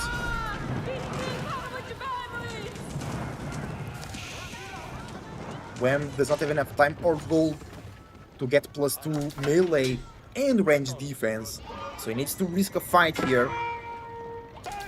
Losing the docks is losing the game for Wham, I believe. And only one dock left. Beastie on the 4th relic as well, with 50% more gold on drop. And he could go Imperial Age. Kanganate Palace was nerfed indeed. So Beastie not thinking about that fast Imperial. Then he can get all his upgrades. The landmark sometimes doesn't really matter. What matters is the upgrades. Beastie with a nice fight here. We've got nice wall from the Men-at-Arms. The boat helping from Wham. Nice play. Archers sniping the sergeant. Only +1 range defense from the sergeant. They have only 1 ranged armor, so the archers are doing 5 damage there per shot. And the horsemen are doing a good job, but more units arrive from Wham, and I think that's over, ladies and gentlemen. From Beastie, sorry. I think Wham taps out here very soon. He still has a chance of Beastie committing a mistake. Let's see if that materializes. Kaganate Palace, it is the Imperial Age for Beastie. But now he goes to the front goal. He needs to hold. He needs to win this fight. Do you have Genoa's crossbow? No. We have crossbows from Beastie as well.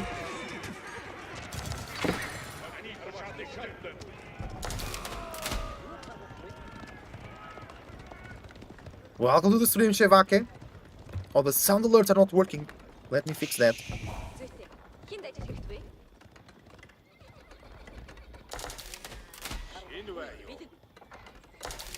Okay, we can do it again if you want, Shevake.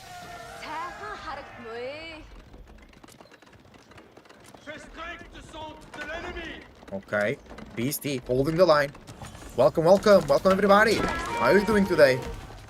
Watching Beastie versus Wham. That's a loud C. Alright, Wham. Last ditch effort. Beastie's on the Imperial Age. Wham needs to do damage now. The sergeants were summoned to this fight today. Really amazing. And Cannoneers getting out from Beastie. I like that. Beastie's holding, I believe. And the Palace Guards come out. Unbelievable for Beastie. I love that. The Palace Guards, elite Palace Guards, and that's GG, ladies and gentlemen. Thank you for watching. Beastie is now 2-0 up. Use the links down below to support EGC TV and the streamers, and I see you on the next one.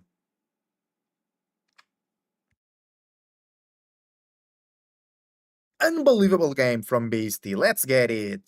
Well done. Beastie is now up 2-0. Olá, cria. Como é que é, Costa? Tudo bem, Costa de cria? Ih, viste o Benfica ontem, mano. Viste? Foda-se. Shavaka, welcome to the stream. Welcome to the stream. Viste? Foda-se. Eu não vi o final. Porque eu estava a streamar no meu YouTube de futebol e depois o jogo foi adiado e eu tipo, foda-se, não vou estar aqui à espera.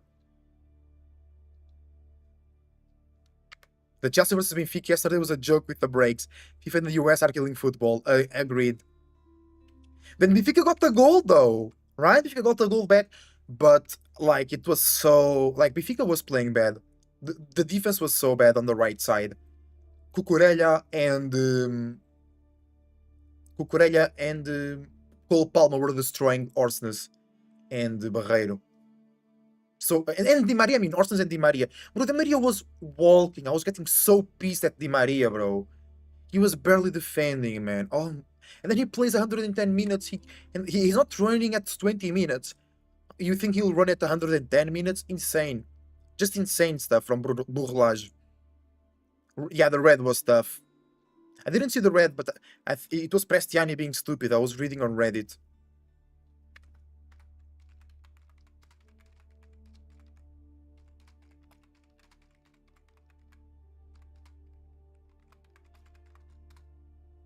Because Benfica was playing well when after conceding the first goal. By the way, Trubin, wake up, but he played so well in the other game, so it doesn't matter. Then Benfica rose the lines of pressure, and that was working. You know, so I think Benfica should have played a bit more aggressively since the start, and not too defensive like they did against Bayern, because the press of Chelsea was way better than Bayern. Não percebi porque, yeah, I don't understand why Carreras came in as well. Didn't come in, I mean. Chelsea was just too strong for Benfica, nothing else to say. Yeah, Bruma could have come in. Prestiani was doing a bad game, yeah. He was sleeping and everything. Even though Trubin defended and good, but yeah, he missed in the first goal and the third goal as well. But I think Benfica could have played a bit like I play in my FM saves, like even when I'm the weaker team, like the press with quick players works well. Bruma could be in that quickly. I mean, Coxu also played a bit poorly, but Florentino, man. Benfica needs a better defensive midfielder that can destroy game as good as Florentino. But Florentino, he needs to take some passing classes. He needs to go learn with Pirlo or something, because he's just so dangerous with the ball on his feet. It's unbelievable. But yeah, Benfica could have played a bit more pressing towards attack. Bruma coming in for Di Maria, because if Benfica was playing more offensively, Sheldrup made more sense, because Actor Corglio makes more sense when you are defending and you want to do quick counterattacks. Sheldrup makes more sense when you have a more patient play, because he has more skill, more dribble, and more intelligence. Actor Corglio has more energy and dribble on fast pace. And I think also Sheldrup crosses better. So if Benfica was going versus Chelsea, because Chelsea broke a bit when they were being pressed, and Benfica does a good press. That's why Benfica was playing well against Barcelona in the Champions League. They couldn't. Yeah, yes, they could. Yeah, they couldn't do everything. They couldn't do that defense for 120 minutes totally. Of course, it will open spaces, but the spaces were there anyway. You know what I'm saying? Like when your defense is not working well the way you intended, you have to change something, and usually attacking through the side where you are weaker makes it harder for the other team to attack, because they will be more focused on defending over there. Yeah, the red card was too strong, totally. Today I'm going to watch Bayern versus Flamengo. I'm interested on that one. Otamendi was really good. Bro, Antonio Silva was really good. I really enjoyed Antonio Silva in this World Cup. He was so confident. I loved it. Because he makes those bad passes like against Georgia in the last Euros when he's like not confident, or when he's like nervous or uncomfortable. But he did so well yesterday and in the other games. Okay, let's go. AB4, guys. AB4. Drink water. I will not be watching PSG because we'll be streaming right now.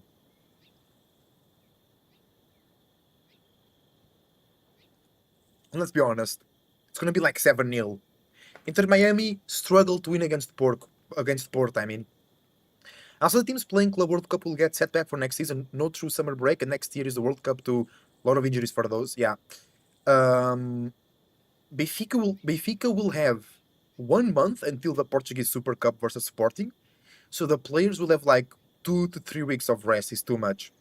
And Benfica players were so tired. Pavlidis, Di Maria, Orsnes, Florentino, um, even Sheldrup. They were all tired, bro. They were dead tired. They all drained. Kokshu with a beard, super hot, I can imagine. And Chelsea was able to rotate their players in their last game against Los Angeles FC. And Benfica couldn't rotate their players. But, bro, I loved, and I'm still enjoying so much the Club World Cup. It's so cool to see these teams from all over the world. I really enjoyed watching Fluminense versus the team from South Korea. I really enjoyed watching Urawa Red Diamonds. I really enjoyed Inter Miami and Porto. I really enjoyed the Esperance Tunis, all by a kid for them, and with and FM same with them. I really enjoyed them and their story. I really enjoyed the Brazilian teams. The Argentinian teams were a bit of a deception to me, to be honest. I expected way more from the Argentinian teams, but it's really tough right now. I didn't watch the game from the Mamelodi Sundowns. I really enjoyed Al Ali from Egypt as well. Because don't forget, before the season starts, you need preseason totally. They need vacations, and Sporting will be so fresh. But where will Gyökeres go? Bro, watch Gyökeres break his contract and sign for Benfica. Because he's mad at Sporting. And then he destroys Sporting. Imagine. You know, that will be crazy. By the way, guys, you have to check my FM content here on Twitch. I think tonight, maybe we'll be doing some FM content. I have a great save, which is becoming the new Portuguese giant with Braga.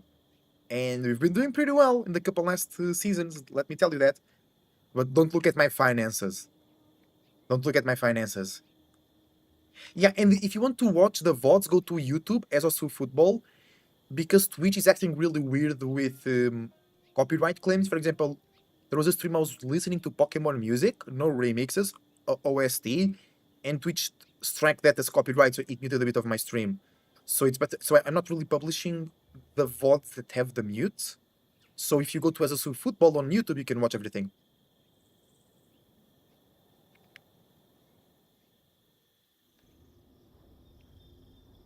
And we do also watch-alongs over there, which is pretty nice. Okay, let's change the score here.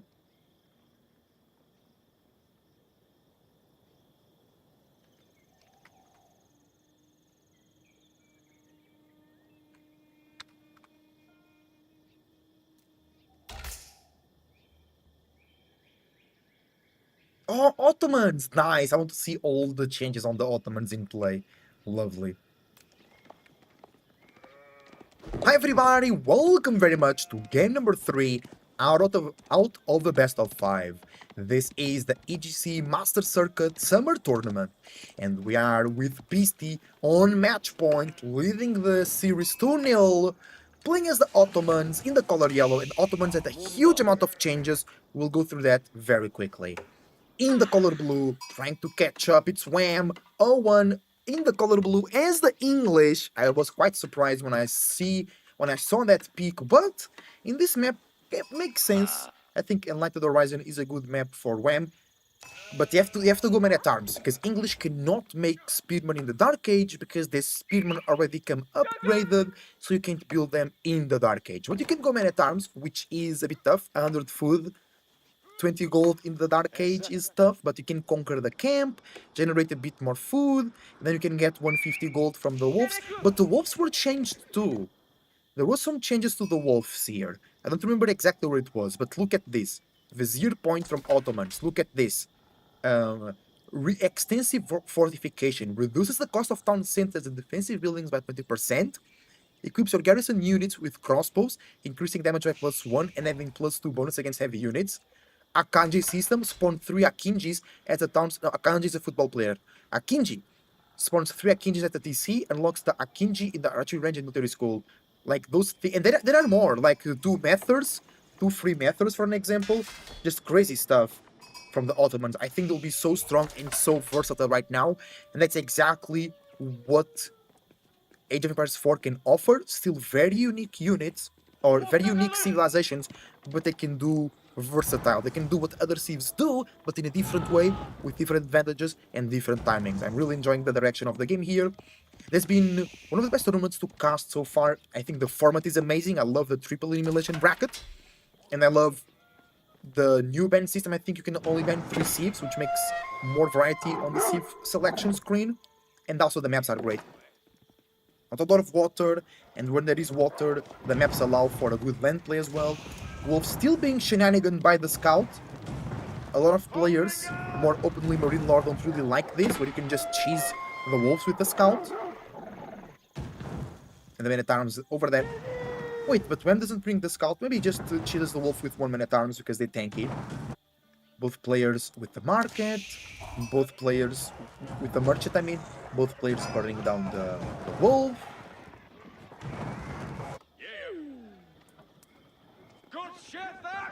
And the spearman moving forward here for Beastie, but they can't do much versus the man-at-arms. Oh, you need to burn it if Beastie can get the last hit. No, Wham gets the burn and he wins 150 gold for that action. Time for Feudal Age. Wham goes to gold. Beastie already edging up. Because Beastie didn't use gold for his unit, but Wham did. Twin Minaret Madrasa for Beastie, and it will be Council Hall for Wham. To get a good amount of longbows really early. I want to see what choices will Beastie make on the Vizier point. For this is still the same. 2 imams. Now it's going to be 2 free methods, and here is still the 10 sheep and 15% mining speed. Men-at-arms coming in sneakily through the background for Beastie. From Wham, I mean. Beastie getting a lot of stones. You want the military schools. Do we have any change to military academy? No. Okay.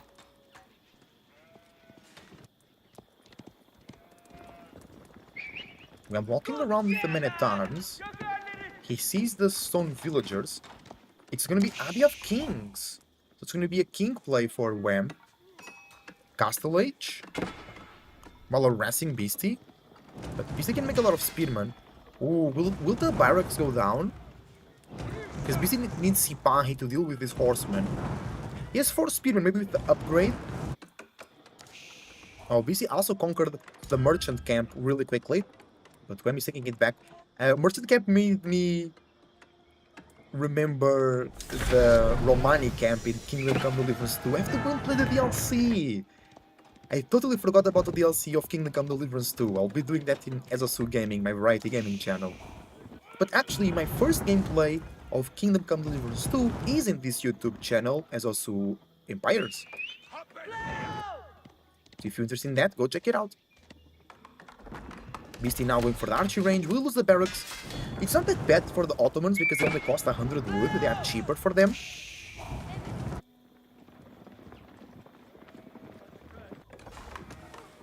It's going to be military school as well with the archery range. Still no blacksmith to increase that production speed. Does Beastie care about that barracks though? Wemko went all the way up to 7 men-at-arms. He means business in the feudal age. Business. Oh, he's on the deer now. Men-at-arms killing the deer, making it very efficient. No survival techniques. 75 gold on... Wait, not enough resources? No, I think just because you're on Beastie's vision. Wall gets cancelled, or gets blocked by Wham. Beastie with his base open. And first Vizier point choice for Beastie is... Hello? Beastie? He chose Anatolian Hills. 10 sheep and 15% better mining speed. So Castle Edge becomes easier as well if you think about it. Oh, the barracks! Beastie doesn't care. If he cared, he would already move the villager there. He just makes more buildings in the base. It's really nice to get this chop done quicker, so that you can build buildings over here without being so targeted. And at times patrolling. They see me patrolling. They hating. It's gonna be the Castle Age for Wham. The king comes through. The wall is still open. Villager almost going down. It's back to safety. Archers and spearmen. Yeah, the king I think will not be able to get a lot of value here. Because Beastie already had spearmen, you know. Spearman. Double military school. Going Sipahi. Stable as well for the Sipahi. Wall getting completed, but the king is coming back. The villager is chopping wood, actually. Oh! 2 shot. 3 shot. BC didn't react there. And loses a villager, which is alright. When looking for the castle age. BC very far away from it. Will it be White Tower? Could be second PC. Could be King's Palace. And it is! King's Palace back here on the wood line and on the gold. So you can just wall this and protect 2 golds in the berry patch. Oh, BC getting the Ronin. Interesting. Sipahi coming forward with archers. The men at arms can get upgraded, and that will be tough for BC to deal with. Oops, sorry about that. Mouse is slipping. Oh, the Sipahi! The scout was bugging there. It's so funny, those little bugs from... Not bugs, like glitches. Before. But my favorite is the Wiggly Wagon from the fishing ships. Let me know what your favorite is in the comments down below. Nice healing from the king into the men-at-arms. Extra vision for Wham as well. Wham into the castle age. With now a second TC. He sees the army. Oh, poor archers. Wham not upgrading the men-at-arms over there. And they're being destroyed by the archers. That's quite unbelievable. Sipahi tried a little trick, a little notary there. Didn't work out. Beastie on the way to his castle age as well. And he's now getting 3 units too. Still didn't hire any Ronin.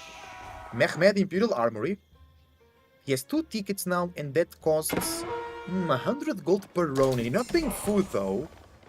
That's quite expensive. Oh, the monk was out to collect the relics. Nah, nah, nah. No, sir. Sorry about that.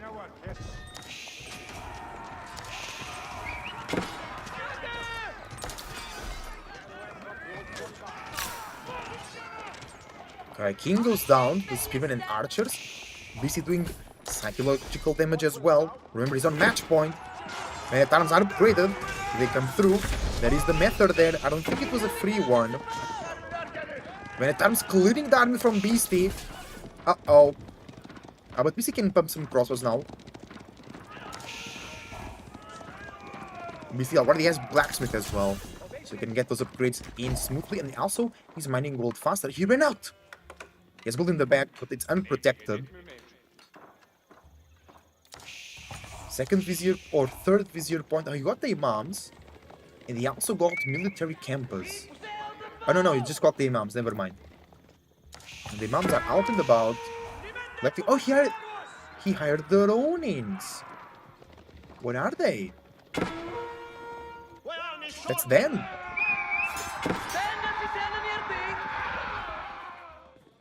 That looks cool.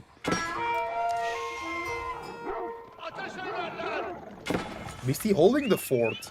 He's defending nicely. He got all the... So he paid 300 gold for all those Ronin. That's interesting. They'll be doing well versus the men-at-arms.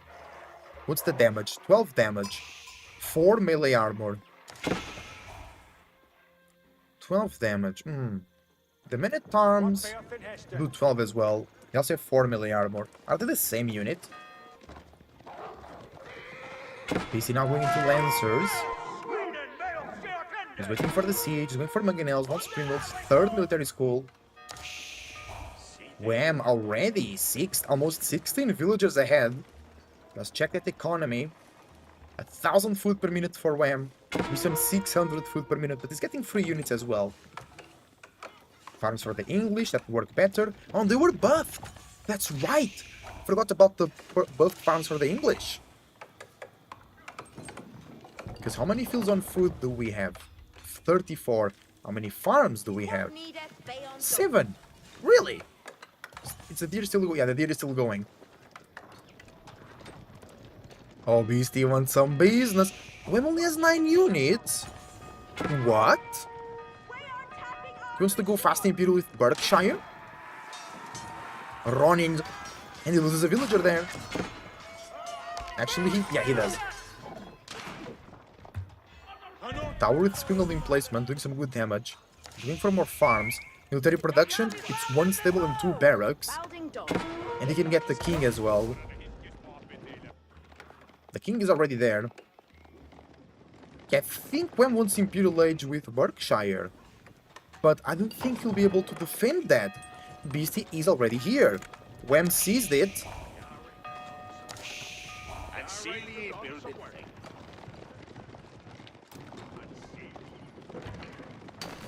And he's building rams. That will give time for Wem to do the Berkshire.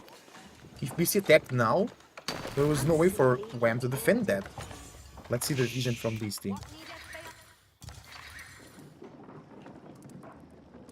He doesn't see much of the base of Wham. He doesn't know what he's up to. That's 1 ram. Berkshire is coming up. Where? Right there. BC doesn't see it. BC sees it now. And he goes straight in. Yeah, GG. Good game. Oh, the cavalry is not pathing correctly. More villagers coming in. Manganel in the background. Insane amount of villagers going down. Activate Fortitude, no?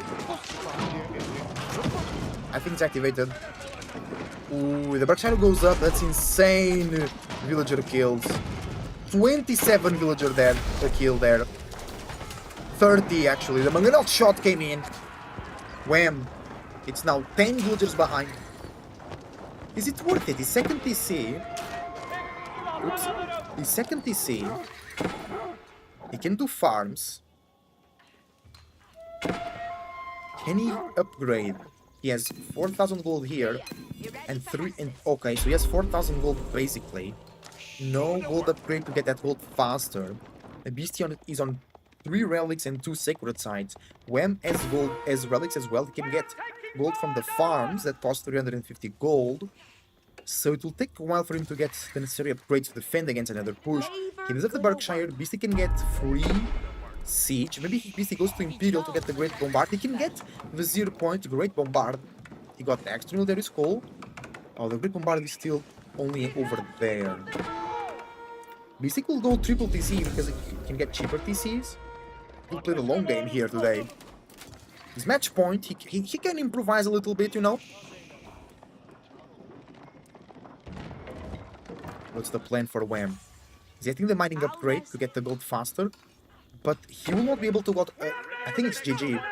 He lost 30 villagers. He's coming back on the villager count, but it will be very difficult to go out and get gold from the part of Wham. He has 4,000 here. He can get some upgrades. He's only getting Veteran Spearman right now. So he still needs Imperial Spearman. And this is doing several techniques. He's going to do the beard right there. No, he can't go board because he's Ottomans.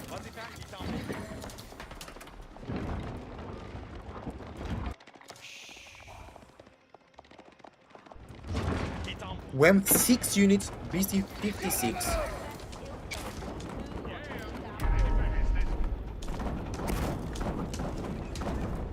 And Beastie comes in with the Rams. Villagers and the 6 units of Wham come in as well. Manganel shots.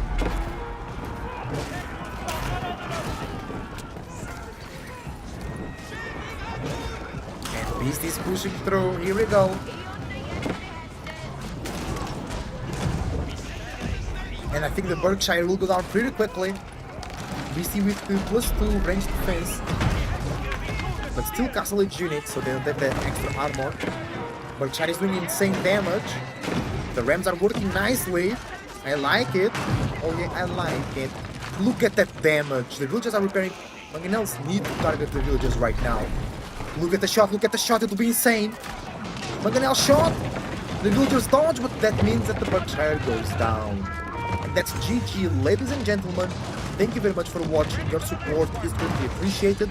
Beastie wins 3-0 and he goes through the loser bracket. Wham falls on to the knockout bracket where he has a last chance. Let me know what you think. Leave a like and subscribe. Use the links down below if you're watching on YouTube. And I see you on the next one. Great game. Beastie 3-0. Well done, dude. Wham still has a chance, but he needs to improve a little bit. He made some unoptimal decisions. But also, maybe he doesn't feel comfortable with the patch. But like, that's totally possible. That he doesn't feel comfortable with the patch. You know? I could totally see that happening.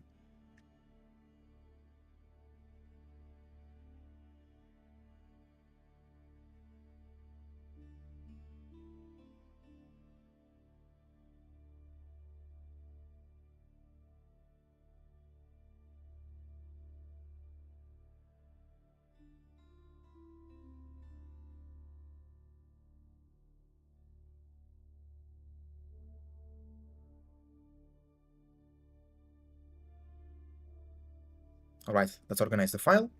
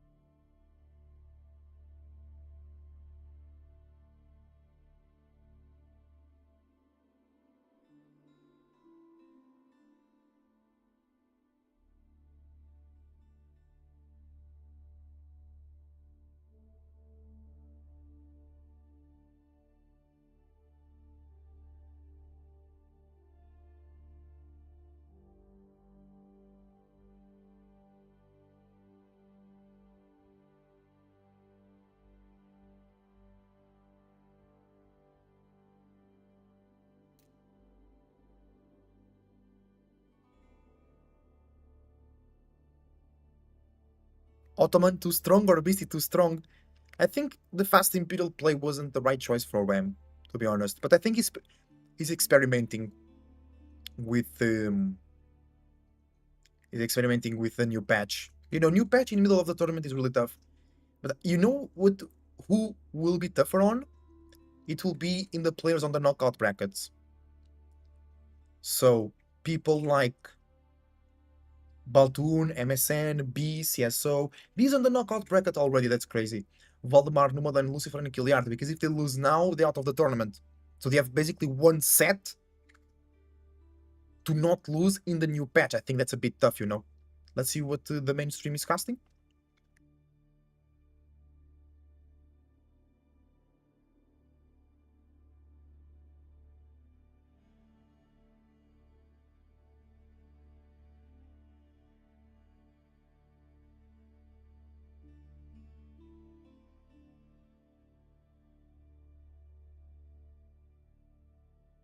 They're casting MSN Baltoon, and I think they will cast today all the elimination games. So we could continue. I had a set from yesterday that I wanted to cast as well. But I think it's going to be a long set. Because BCSO will be in 1.5 hours. Voldemar Numodon in 5 hours. And Lucifron Kilgard in 3 hours.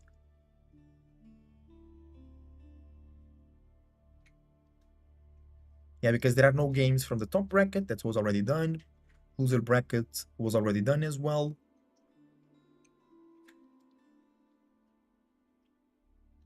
Okay, let me check what we're gonna cast. You guys have any recommendation or any desire of a game that was not on the mainstream and perhaps you wanted it to be on the mainstream?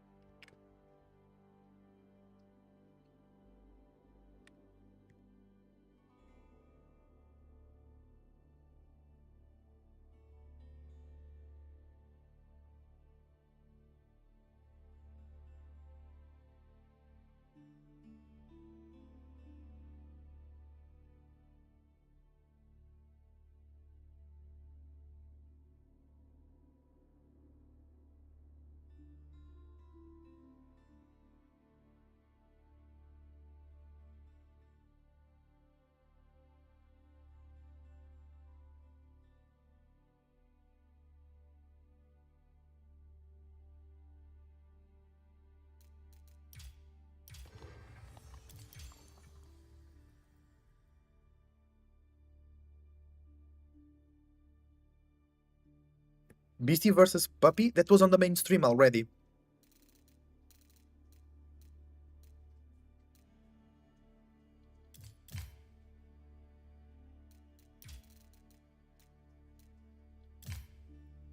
Sorry, no problem, no problem.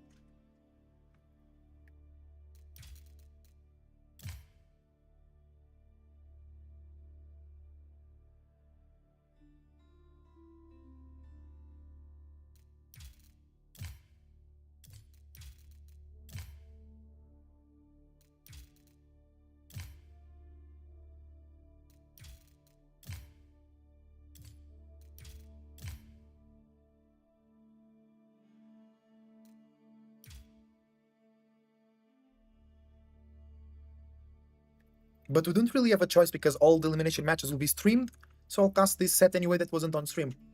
Costa saying, I think I'll be back to playing. You do well. It's a good game. I want to go back to play as well, but I'm really happy doing my current content right now.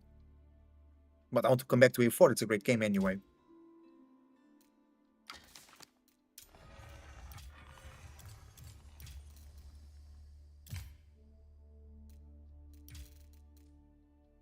So let's get started, shall we?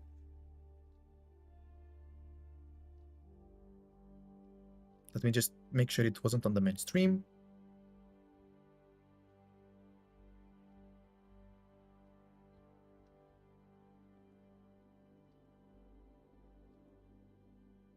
No, okay, we're good.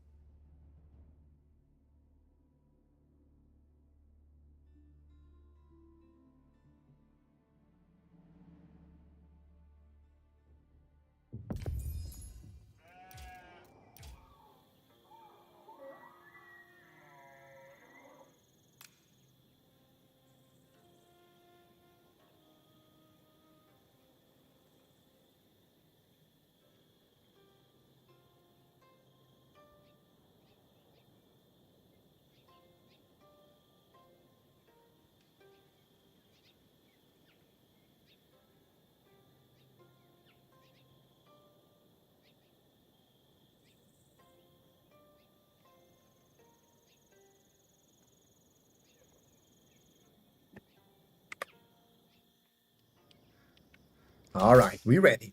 I'm getting a bit tired, but we can do it. Because casting alone gets you tired because you speak a lot. And you bring emotion, you know what I'm saying? Okay, let's go.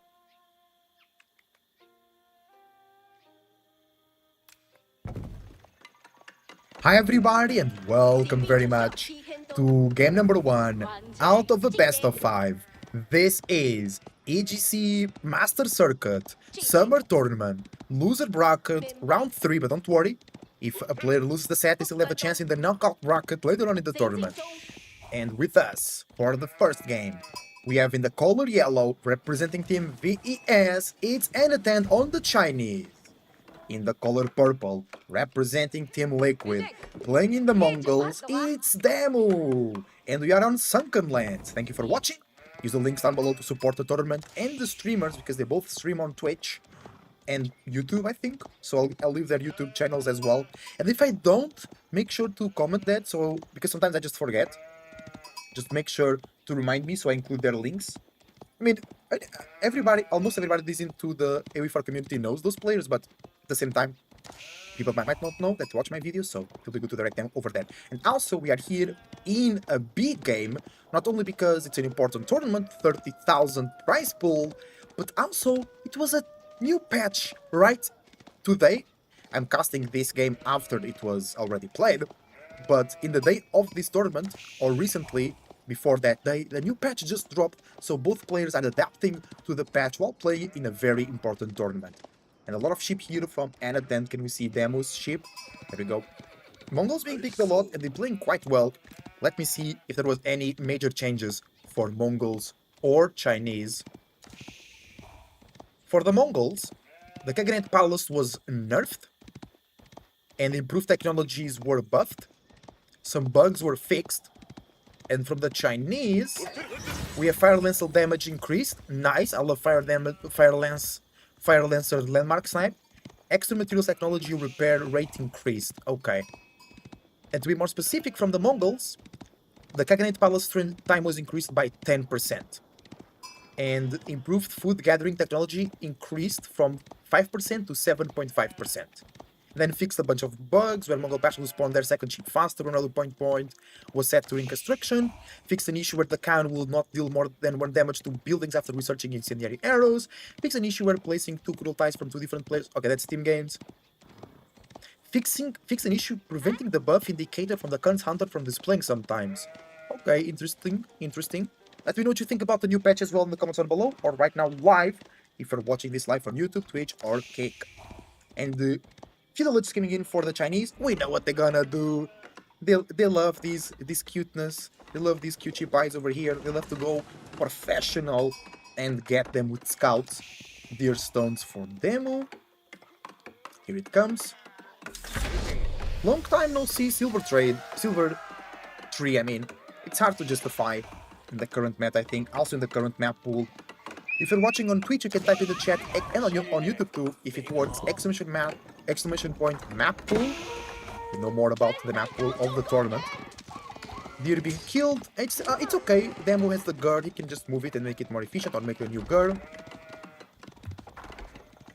Oh, no Dark Age aggression. No Dark Age aggression. And the no Tar Rush. Mongols really stopped doing Tar Rush, and I really like it.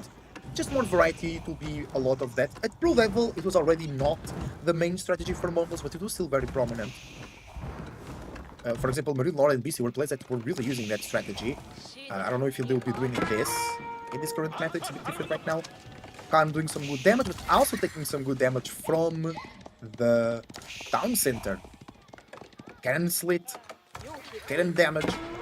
Deer stones moving up for demo. And Demo is going Mangudai into professional scouts himself. Produced a lot of gold. Nice little raid.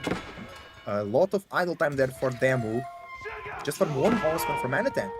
That perhaps was double produced, aka cheaper. Anatan is going mass horseman versus the Mangudai. That's good. But the Deer Stone is giving the extra movement speed, makes the Mangudai even more nasty.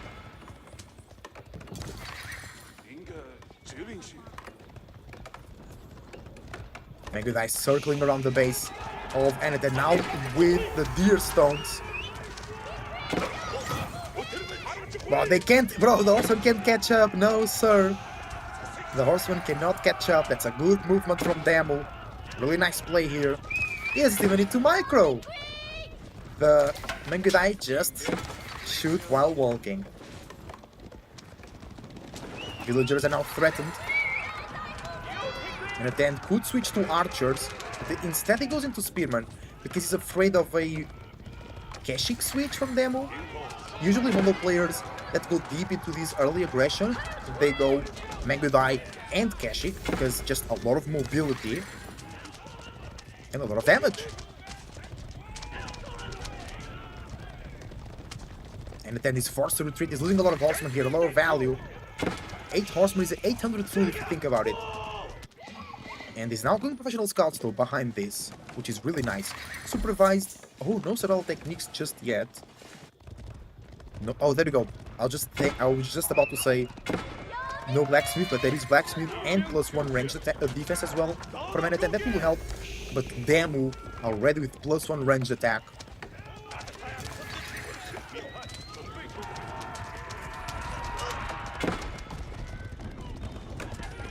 Mangudai here doing some good damage. Getting a villager as well. Anatan cannot answer it. It's 3 minutes ahead though. He's not Song Dynasty. Oh, it's individual officials, never mind. It got me again. Oh, on the other side. Wow, I like that. Great horseman raid into the tower. Some horsemen will go down, but that's insane idle time. Demo, I think, was thinking about Castle Age. There's a lot of wood. It's not the second TC. It's a long time since I've seen that strategy, but a lot of months ago, there was a good strategy mostly on the online ladder, which was mobile early aggression with Mangudai and Keshik into 800 wood into a second town center. I would love to see that today.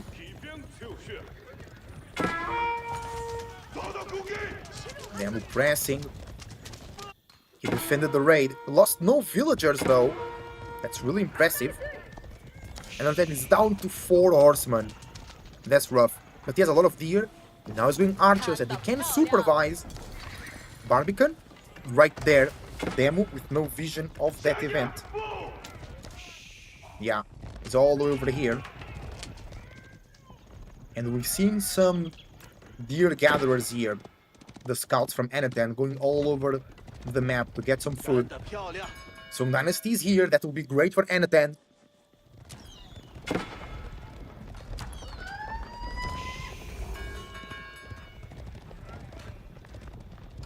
The main guy is still looking for some damage. Song Dynasty activated. Barbican giving some protection on the food. 700 wood for Demo. I don't see a second TC. He only has 2 on wood. Maybe he wants to go archers now? He's also thinking about Castle Age? I don't know. This macro of Demo is throwing me off. I'm not understanding his plan. Maybe he just missed macro the wood? Maybe he had a different plan and then things turned out better and now he's changing his plan. And then not making archers, he wants Castle Age as well. Astronomical Clock Tower in the back of the base. Demo not, he didn't explore that side of the base. He could have gotten some good value there. But he never really went to that side of the base. He's pressing the gold once again.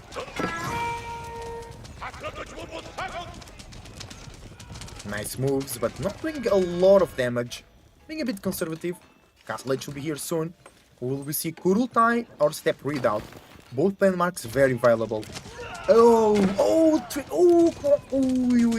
4 bills extra going down here, 5 in total. Even with some Dynasty, that must hurt Anatend, you know? Castle Age is achieved for Anatend. Demo still close to it, but not there yet. And it's the step readout, 50% more gold on drop-off. It has been the more common in this tournament, I believe, at least in the games that I casted. Uh-oh, that's really bad. Demo still mines gold, still with villagers on the tower. Arrow splits have been researched. The hospitals will go down eventually. And only 1 villager went down there, so that's good in general for Demo. He can age up now. He has a lot of food, he can drop off. Nice, now what he does, he has a lot of villagers carrying gold, he removes the guard, he finishes the landmark, then drop-offs all of those gold villagers with 50% extra return. Good strategy, and it's very important to remove the guard, because if you don't remove the guard, the villagers will deliver the gold to the guard and not to the step readout, denying you of 50% more gold. Lancers for Anatan coming through. Up to 3 already. Will Demo do some crossbow? Spearman? It's gonna be Mengudai upgrade. Okay. Who's still all the way over there, chilling. 440 stone available.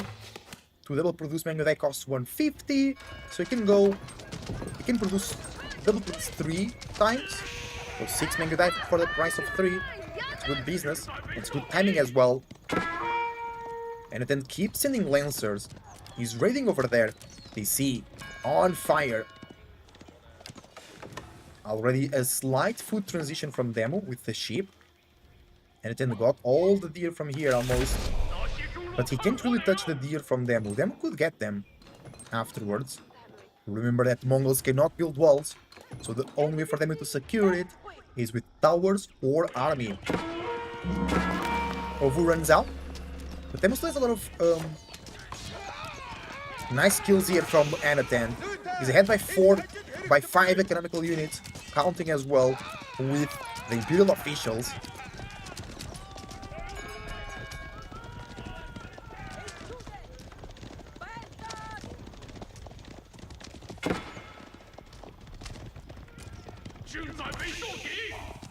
That was a good work. 6 villager kill from Anatan.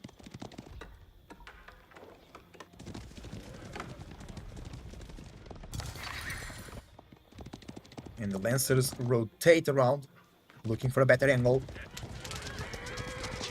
The Lancers are taking good damage. They have +2 range attack and +2 range defense for them with the attack, the defense for Anatan. And the Lancers, they go down. It takes a while. So on a head-on fight, the Megidai will not work. Will Demo go mass Megidai into Imperial Age? Don't tell, I think it is that, yeah. Ovu was repositioned. Where? Oh, Lancers can find some good targets here. Nice raids from Anatan, I'm enjoying. What is he doing in his base? We have to check it out.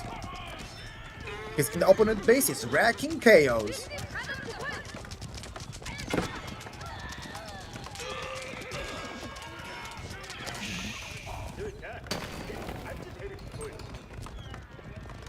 Oh, who's back here? Okay. And the Lancers running away from the Mangudai. What's the next gold? It's right there, quite exposed though. Relics, one for demo. I thought it was a monk, that's why I thought about it. But we have here the monastery, which can be supervised to be produced faster as well. Mangudai dealing with the raids, but 10 kill kills for Anatan. Demo is 14 economical units behind. Let's check that income per minute. More gold for Demo because of step readout. More food for Anatan and more wood for Anatan. Demo struggling here economically. He could sell gold to go Imperial. He needs to fortify this gold position, that's for sure.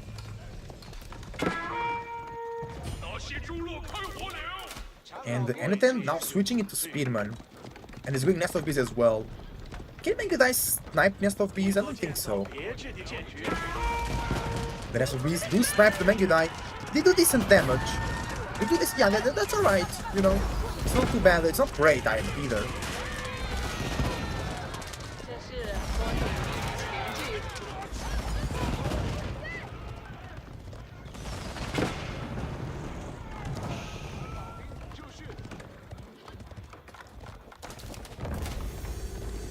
And on the defense, Demo wants Imperial Age. He's going soon.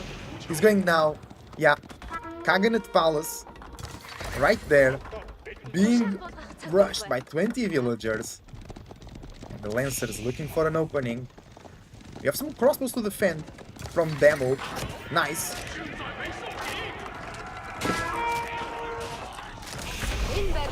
And the Kaganet Palace is here.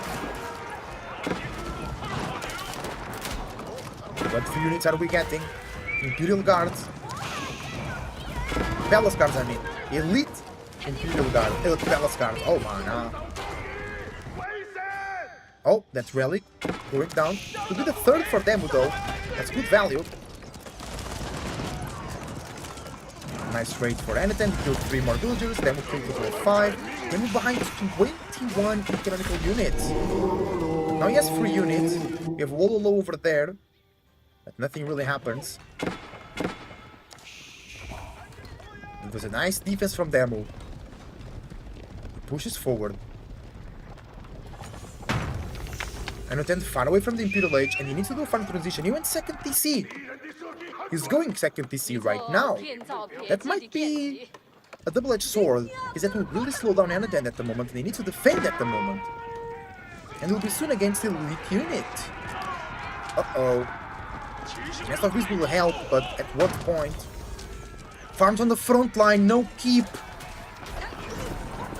Damn, we'll have a field day here, quite literally.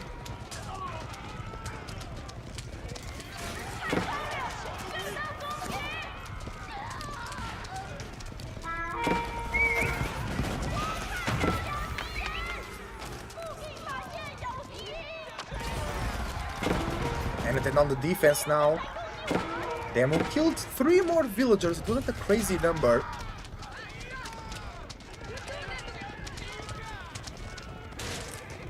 And he goes back. But Demo is Imperial, and Anatan is not. So every time is helpful. There is a scout being annoying, but it doesn't matter. And Demo still has 50% more gold income. Anatan with taxes and 2 relics. He's on 500 gold per minute. Demo on 1,000 gold per minute. And he's getting 3 units as well. He got Hugo Powell, will get more elite palace cards. And he's getting silk bowstrings. That's for the archers. And mounted archers as well. So more range on the Mangudai, plus Khan Hunter, plus incendiary arrows.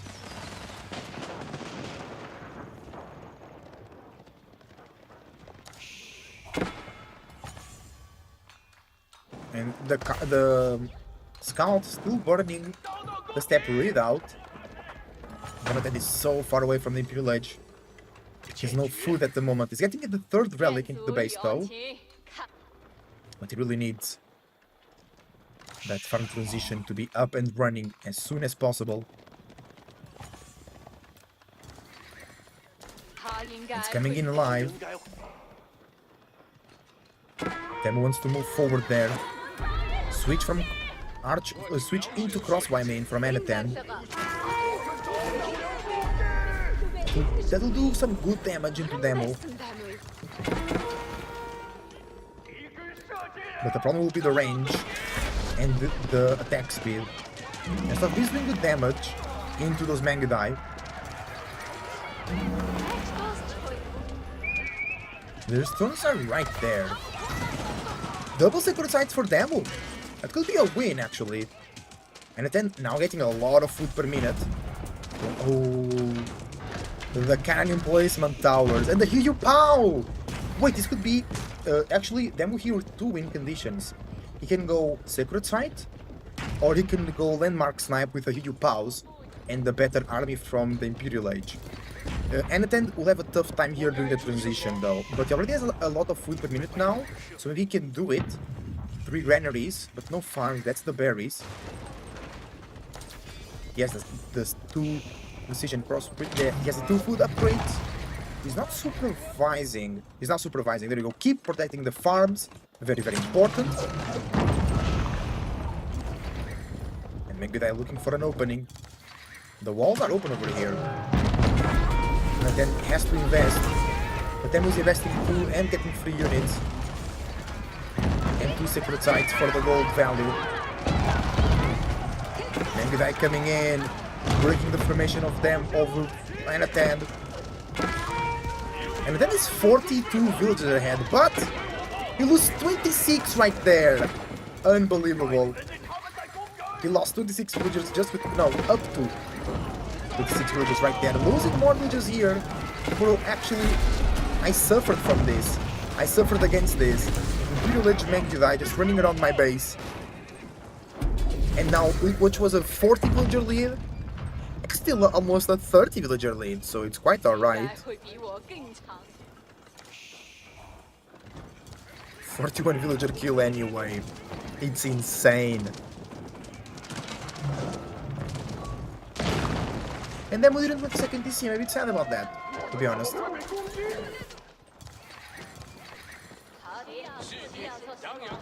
More siege for Anaten, through Nest of Bees. That's another cape to really protect the farmers.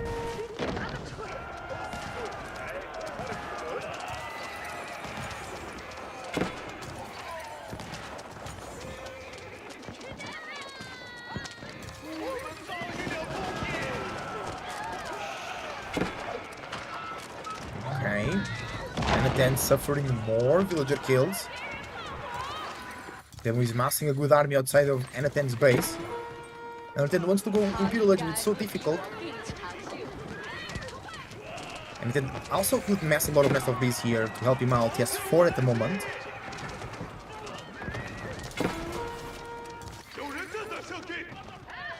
And Demu is making towers with cannon emplacements all over the place. And Demu still has some gold over there. No, that's only 200.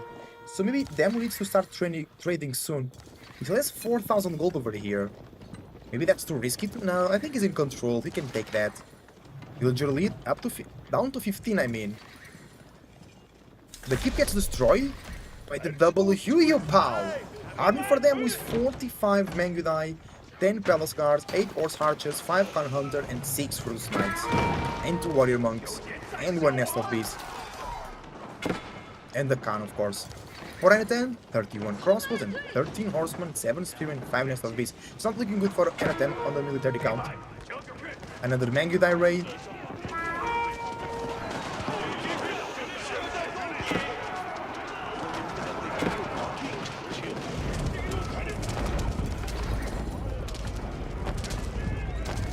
And more is going down for Anaten.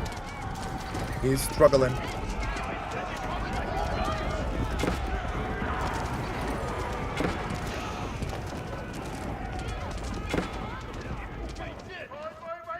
And at the same time, raid on the farms. It's just Demo right now. He's doing this so well. He's not even fighting. He's just raiding. And it's effective. And GG gets called. Good game from Demo, who is now 1 up in the best of 5. Thank you for watching. See you next time. Okay, everybody that's watching live, I'll go grab a snack real quick. I'll be right back.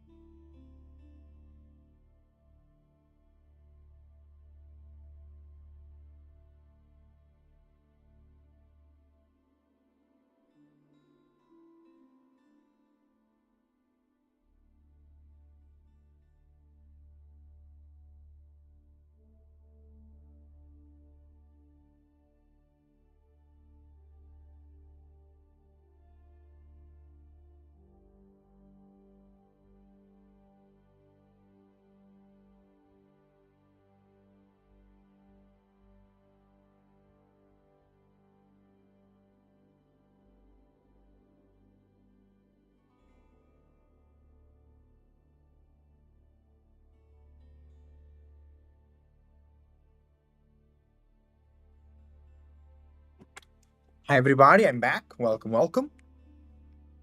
I got a snack here.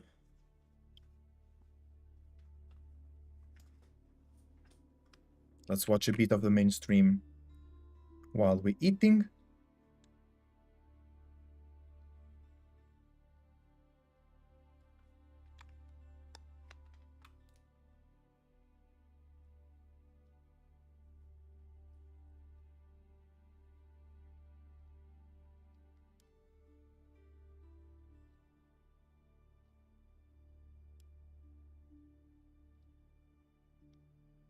Take on his side. Those will be so difficult for MSN to contest.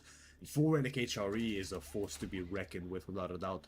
MSN is going for the right composition here, I would say. Archers with those Templar brothers, but he just lost so much of his archer mass and he's been taking slightly somewhat off as the conversion comes through from the prelate. And the one-on-all spells doom for MSN in the second game. All of his Templar brothers now fight for Baltoon's side. Now that was a pretty convincing Wololo coming on up, but MSN knows I goofed a little bit, and Baltoon with the double Wololo was just too fast for Mr. MSN. MSN probably thought that he got that last hit off, and he knew in that moment. You saw when those horses paused, they were like, oh, this is it, boys. This is it. So he does pull on back, but just not in time, and Baltoon... The tuna, can we get some tunas in chat for Baltuna? He is probably loving it. Our graph does come in. Now, Baltoon was able to grab a few more relics down there. We do see it's showing only a single one, but those were on the way back to the base. And you see that military lead going up and down until Baltoon just was too strong and Warlord his way to victory. To be fair, well, he was ahead, but that just skyrocketed him. He was ahead, but you have to think of the mental toll that takes on you, Mareka, right? I mean, just, oh god, that must be so painful for MSN. I really do feel for him when that happens. You think you take that last hit on the prelate when it matters most, and it just doesn't go through. I've seen this happen so many times. Or otherwise, you get that last hit, the prelate dies, but the warlord just goes through, so your units end up being neutral alongside the dead prelate or monk or whatever. It's such an interesting mechanic, and just now it bites MSN in the back so severely in this game and just secures his loss. As you mentioned, he was a little bit behind for sure, but before that, but I think he saw the fighting chance for that warlord. Or MSN now on match point and facing elimination from the tournament. Has to win 3 games back-to-back to claw his way back in. Yeah, this feels pretty tough, but a reverse sweep is not impossible for someone like MSN. Baltoon is looking strong, though, and absolutely reading the game. He did misstep here and there, but this is just showing that MSN knows how to put on pressure, even when he was so far behind. This is honestly, it was an amazing showing by MSN. He realized that early game did not go well, and he was still able to put this heavy amount of pressure on his opponent. It was a fantastic showing, but just the timing. Baltoon has the experience. Baltoon showed us he knows how to play this, and Baltoon is going to have to be ready on Carmel. We see Order of the Dragon against Zushi, and Order of the Dragon has not seen the light of day in recent days. Yeah, so Order of the Dragon is an interesting one. I think what people are starting to slowly discover with them, we've seen this a couple of times recently, is this 2TC strategy coming out from them. It's really, really effective because you have such an easy time defending a 2TC as Order of the Dragon. Not only do you have the emergency repairs, but your villages are naturally tankier, you have fewer of them, so your economy is essentially less spread than it normally would be with other civilizations. Easier to protect your villages as a result. And it just feeds so nicely and organically into a Burgrave castle timing for the OTD for production building that is also an economic extension thanks to that discount from it. Means it's very, very smooth to transition from an economic player like the 2TC into smooth military scaling as well. As we see that warlock come through. That was just so painful. You saw just the brothers move there thinking the final hit registered, but he just mistimed it just a bit too quick on the trigger to pull them away. And oh, that's painful. That's really painful, man. It feels like a tough one to be in because now you have to win 3 in a row. And you're sitting here and you're looking at your draft and you're like, okay, I have Zushi. Pretty strong civilization. This one, I feel like MSN has the upper hand. The problem is Baltoon is Baltoon. Baltoon has, I would say, years of experience, but he's also still a youngling in our community. All right. And Your he play is finished, guys. does have the experience though on OOTD. Great game there. He's played this for a while, and OOTD, MSN because decay. people don't get to practice against it very often, there's Struggling against that Baltoon. option where he just surprises MSN in an engagement. That where MSN Lolo was feels insane like, to finish hey, the I'm in a game. good position. But at the same time, Zushi does so well against Order of the Dragon. When you get that timing of the professional scouts, Zhuganu just doing 1,000,000 damage, even against those very, very buffed up And units. Baltoon won But the HRE rest against of the draft also looking decent for MSN. He's still 19 got bucks in House Grey of River, of course. Lancaster, Really good granted. We still matchup need there. to see how they You do won when Fringe they versus don't have Ayubids that right now on usual Frigid power, Marshes. Yeah, aka Fringe is really good after on the that map nerfs. as well. But Byzantines and Malians are still pretty solid as well. So MSN, he's not out of this yet.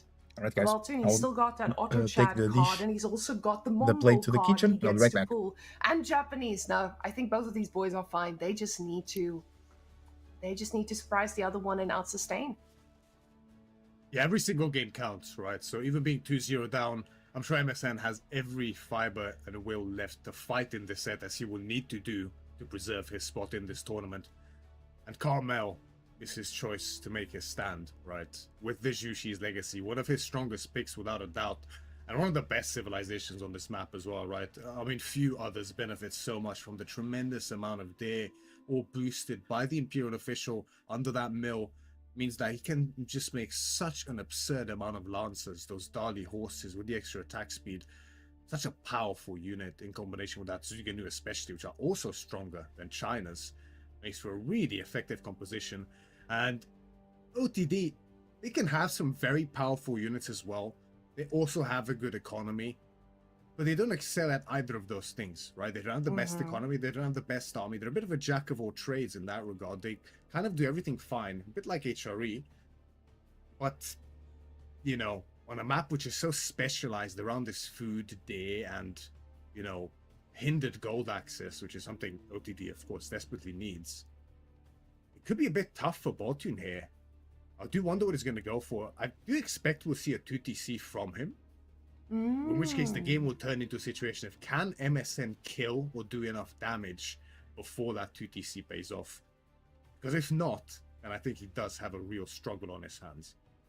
Yeah, the fact that you're mentioning that 2TC reminds me, that's the only OOTD game I've seen recently with someone going for 2TC. It just feels like something that they can defend well enough because of those emergency repairs, because of the fact that you have less villagers, so an 8-slot villager housing situation makes it a lot easier for you to hide those bad boys. But the one thing that I'm a little bit worried about, and we've seen this with HRE on Carmel as well, the gold intensity of these civilizations make it pretty difficult, because on Carmel you do have those tiny golds on the map, which means that you don't have the usual big bank in your base. So MSN putting down pressure and denying the gold could just spell disaster pretty quickly. Now, we'll see if Baltoon does allow for that, because we've seen him on HRE. He's pretty good. So Order of the Dragon, the sister civilization, he probably knows how to spend every bit of gold he has. HRE was also a little bit gold-starved there for a while. He made it work, but Order of the Dragon, I feel like it's just one of those civs, punish or be punished. So it will snowball either way. Now, we do have the question of pro scouts. And of course, with pro scouts, it's going to happen on this map. This is a map where pro scouting is very necessary. But if you go for that second TC, you have choices, right? You can either use it to secure, or you can do it safely. You can go secure your gold that we talked about just now, or you can secure a very big blob of food. So on a map like this, where do we land, Myriad? Normally makes sense to... Well, here's the interesting thing about base building in Area 4, right? On a map like this, where you do have these concentrated pockets of resources, food especially, you want to try to tighten your economy as much as possible and condense it as much as possible so that you have as little areas to defend as you can.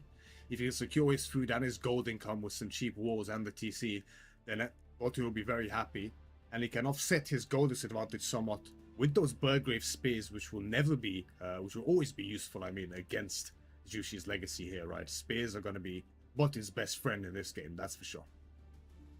Okay. So, let's go find out, guys. We're ready. Let's hop on in. Our game is in fact ready. Once again, what a double woodline they here for Baltune already, right? And what about that house? That blocks a chapel. When I see a house like that, I'm already saying there's no chapel.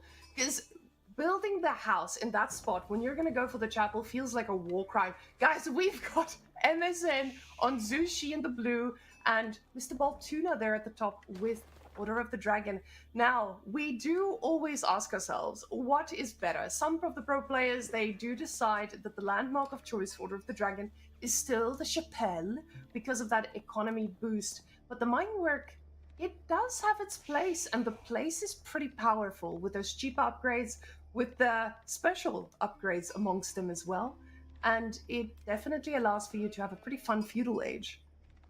Or castle. Both you can do good, everything. Right? Yeah. It's. I think the choice, the way I see it at least, is dependent on one factor, which is, are they going to push you? This is if you go to TC at least. Are they going to push you, or are they not going to push you? Right. I think if they're going to push you, there's a lot of value in that Minework Palace. You might be a bit gold starved, in which case having those cheaper, fast upgrades early is tremendously useful. But if they're not going to push you, then why wouldn't you go for even more economy with that Aachen Chapel and proceed to... Hi everybody, I'm back.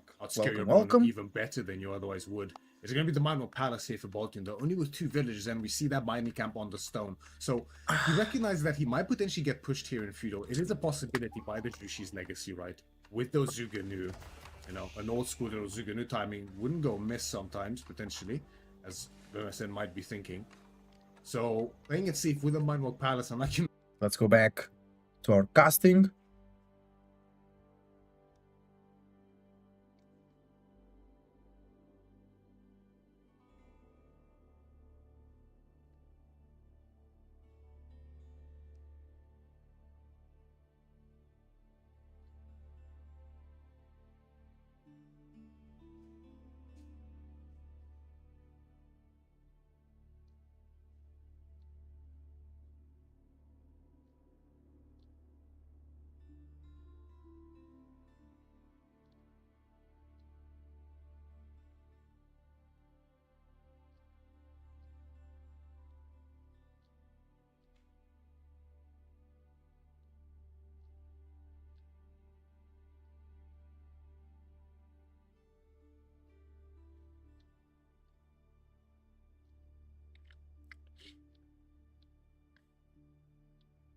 All right, let's continue.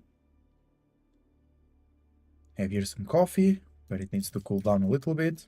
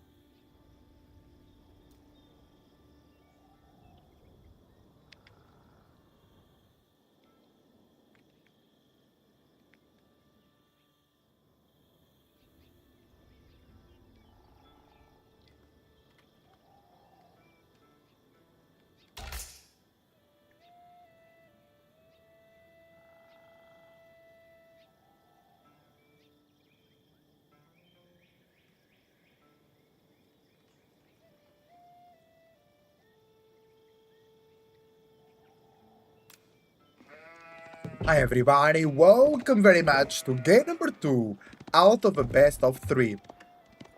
This is the EGC Master Circuit Summer Tournament Loser Bracket Round 3, and we have in the color purple leading the series 1-0 representing Team Liquid.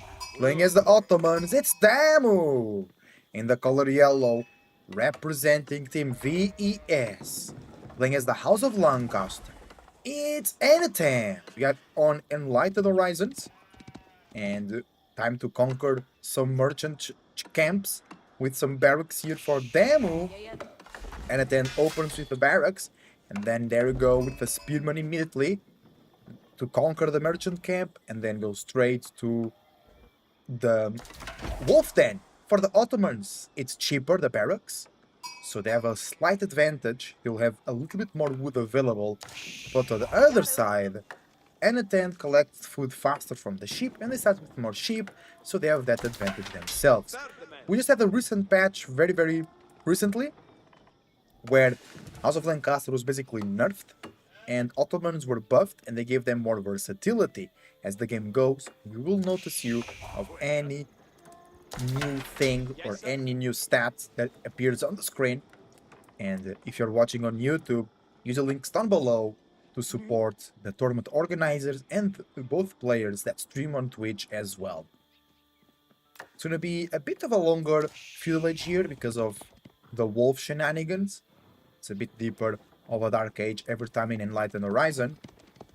But this map usually doesn't do a lot of long games because of how easy it is to attack the base of the enemy.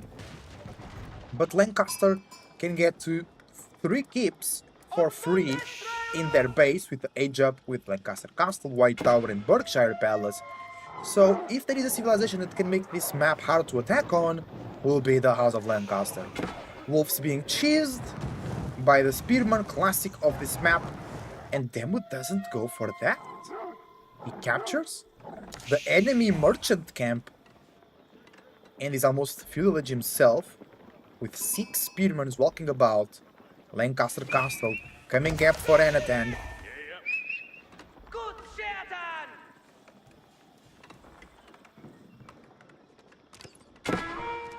And back here, it's the TC shooting at the spearman. No, that would be the villagers that killed the spearman. Twin Minaret Medrese coming up for demo. Spearman going around, maybe to kill some deer. The camp is protected. Both camps now conquered by Demu, providing 30 wood, gold and food per minute, while he has control of both. That's the key factor.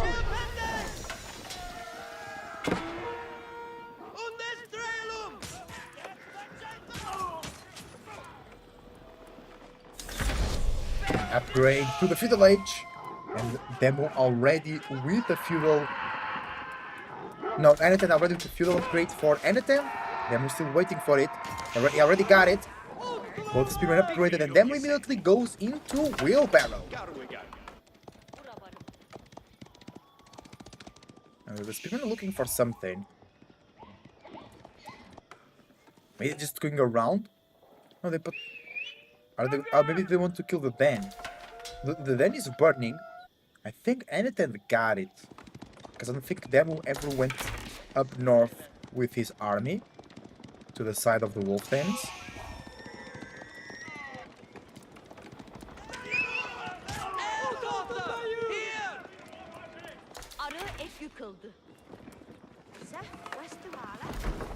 And the manure production starts at the same time as Anatem also switches into Yeoman. Vision camp being captured by Demo. He sees everything in that valley right now. Actually, no. Behind the wood line, he doesn't see. So still prone to surprise attacks. Demo wants Castle Age. Anatem as well. Okay. Castle Age coming in for both players. Triple manner for Anatem. Will we research more? I don't think so. I think he wants Castle Age. Demo is getting... No, he's producing. I thought he was getting 3 units, but he's now, I think, producing archers actively. Imams are out, and they will heal in AoE effect, which is really good. Back here, the White Tower coming in for Anatem. In the deer, on the berries, on the gold, on the wood. Perfect location. Nice. Great, Demo is pushing forwards though with imams. He wants to recuperate that camp. Castle Edge very close for Demo as well. Scout goes scouting. He sees the army. He sees the White Tower. He pulls back. And it then got some Ronin. He paid 200 gold for that. Will he raid? Mehmet Imperial Academy coming in from Liquid Demo. Okay, I thought it was more exposed. Perfect base building, by the way. Look at that. Unbelievable. Beautiful. Fits perfectly. The Mehmet Imperial Armory. Oh, we have also the 3 free Earl Guards plus the Ronin. And then is investing money to Earl Guard. Demo got a Vizier point. He got the Imam and the extra military school. He needs crossbows urgently to deal with the Earl Guards. He's going for Springles and Stables. Is he going Lancers? He has no Stables, so he can't make any Lancers at the moment. He can make Sipahi because of the free usage of the military school. He's upgrading his archers Demo. And then is moving out with a Ronin. And he's going for relics. And he recaptured the merchant post. Let's check the income per minute. One more food for Anatan. More wood for Demo. And more gold for Anatan as well. Demo now also with a Sipahi, with a Mether, giving a nice boost.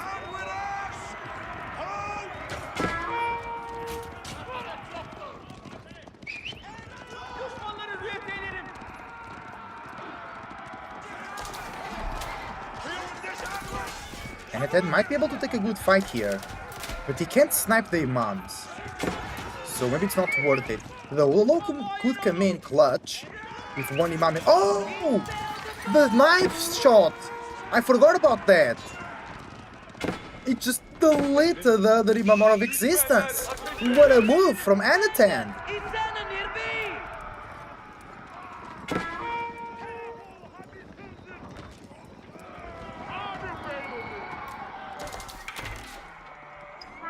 And now only one imam left. It can help, it can heal himself. But it can still heal all the units. 2 relics for Anatan. Demo falling behind in that department. 3rd relic for Anatan. 0 for Demo. And Anatan with 1,400 food. That's insane. Because he was on the deer as well, and he has manners. And he wants to go up to 6 manners pretty soon. Is he thinking about Imperial Age? That will be quite crazy. Demo massing an army. But if Anatan goes Berkshire, I think he goes Vanguard. If you go fast Imperial with Lancaster, you usually want Vanguard, right? Usually. Not always. Yeah, 6th manor being built as we speak.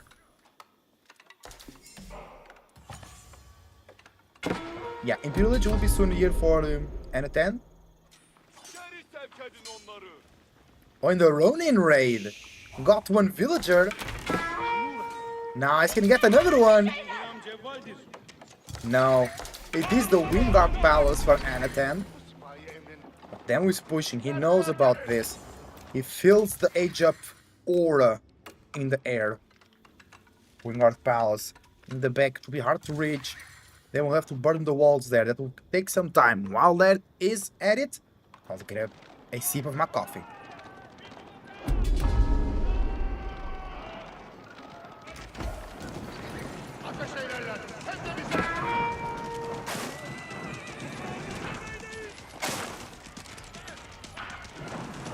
Excellent coffee, made by the girlfriend, feels good.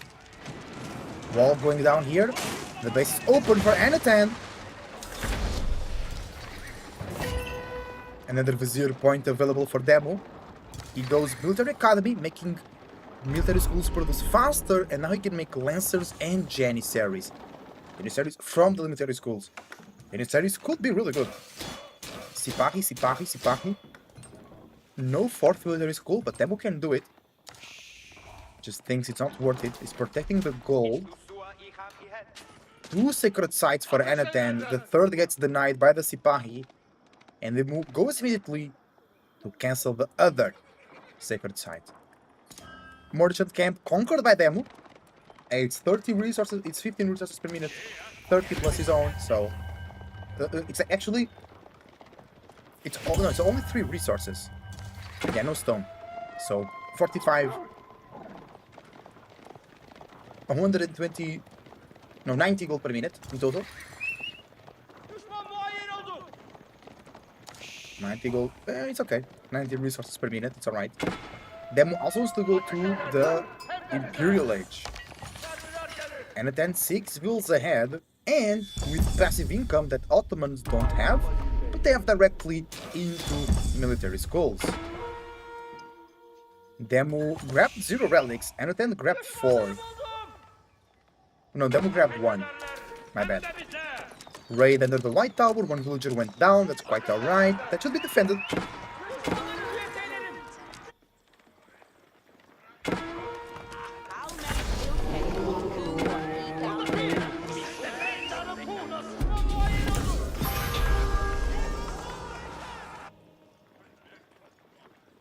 Sacred site almost captured from Demu, but the knives from the Earl Guard took care of that. Now we're getting 8 spearmen and 1 Earl Guard for Anatan every 41 seconds? No, every 23 seconds. That's quite insane. That's a lot of units coming in real quickly.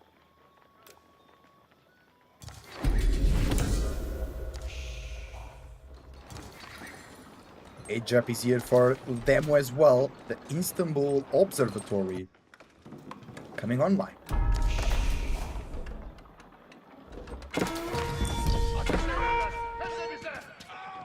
The war for the sacred sites still rages on. That's a huge spearman army, typical House of Lancaster Imperial Age play. Typical.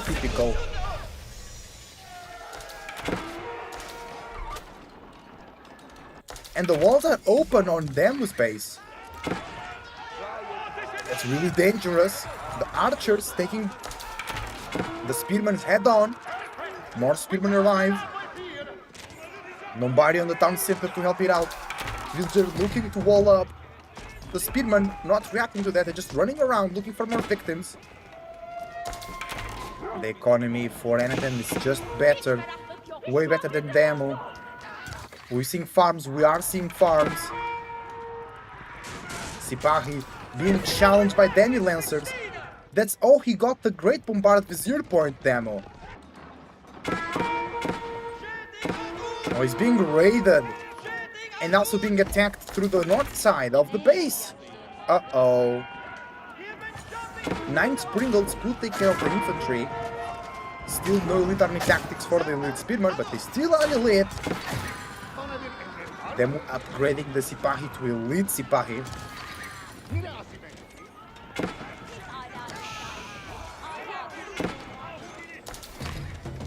Mather comes out again.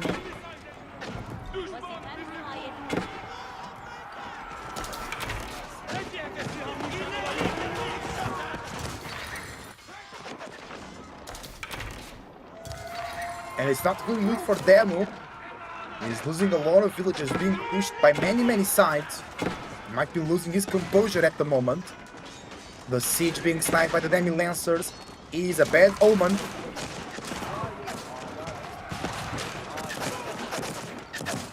Demo could go into his own spearman, just to be a bit of a front line here, because the Sipahi will just die too quickly for the spearman wall of Anatan. The Janissary is doing a great job though, I love it. In combination with the archers, they are melting the spearmen.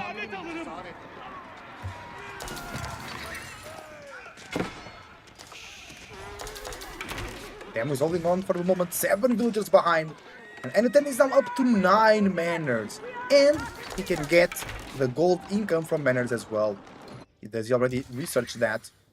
Yes, he did. He already had scutage. Scutage? Scutage? Let's get some more coffee while the match slows down.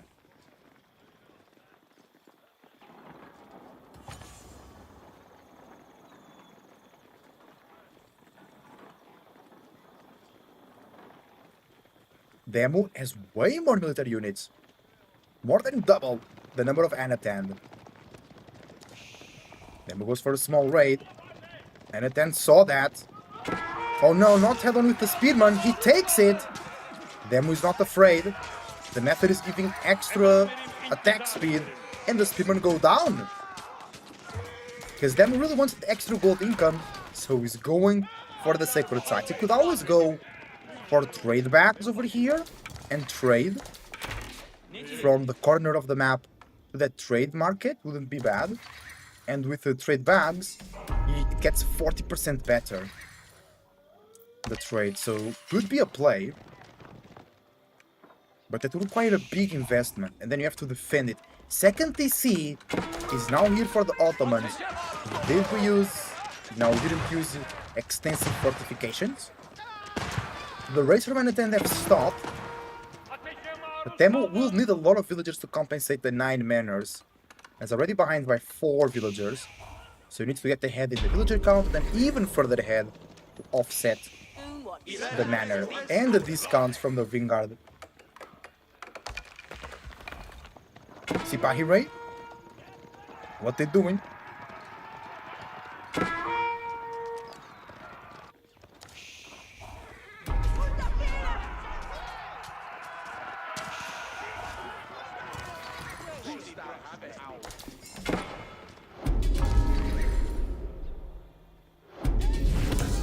That was the side being contested by Anatan. Then we're running circles. Oh, he'll let Anatan catch up to the military count. Behind this, everybody getting upgrades from the Imperial Age. Imperial Janissary plus the extra damage. We get incendiary arrows, elite Earth Guard, and synchronized shot for Anatan. That was nice damage from them, who is now 12 villagers ahead. He needs a bit more than that to really be ahead. Just look at the economy numbers. No gold for Demo, that's a problem. Anatan is on 1,600 gold per minute. Anatan needs to drop a keep here or something. A keep in the middle, here we go, I love it. I love it. Let's go for some more coffee.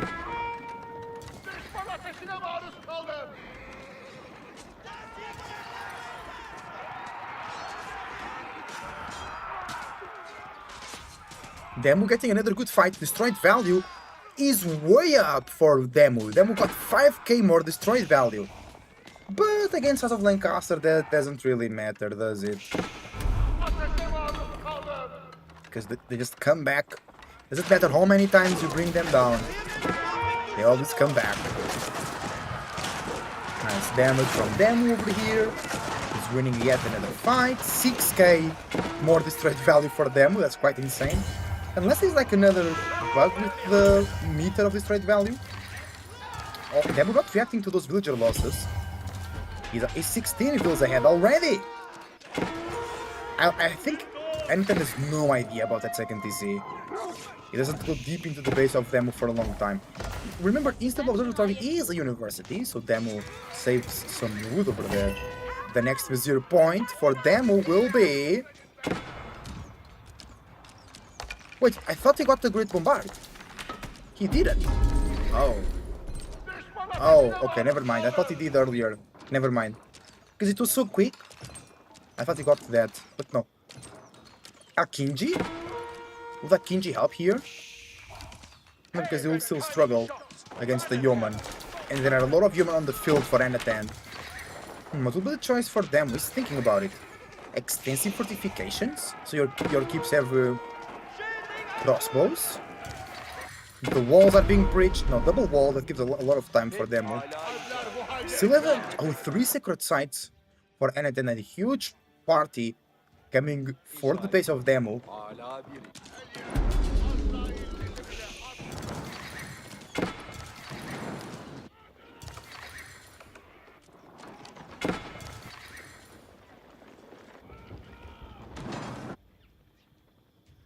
Some units in position from Demo to intercept that big party, but they will be destroyed. Secret sites will be decaptured. Demo coming up on the food count. 1,000 food per minute. And then with 1,400. Then with more wood per minute and less gold per minute, but it's way closer at the moment.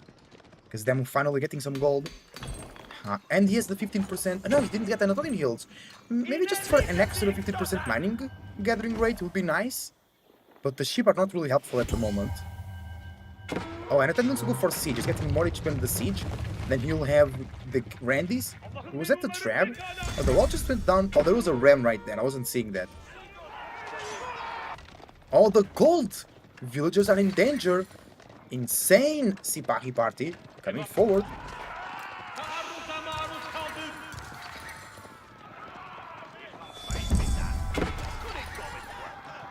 Alright, the coffee's all gone now. It was really good. And back in the middle, back in the corner, I mean, Sipahi going down. Ooh, the base of them is being targeted.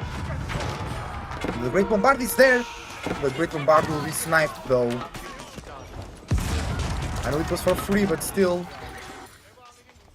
The farms also being raided. Second Great Bombard. Straight out of the shop into the hands of the enemy spearman. And now Anaten knows about the second town center. Demo's already 20 villagers ahead. Will Anaten make his own TC to try and catch up? Because he can't make more manners now. Throwing dagger drills. All guards are supplied with additional daggers when throwing these daggers. They also deal a small amount of area damage. Our guards threw 2 daggers but are less accurate. Oh! Okay. That's interesting. Oh, Damage is just losing too many villagers here. And he's losing a lot of time to get his resources into the bank. Randy's walking up.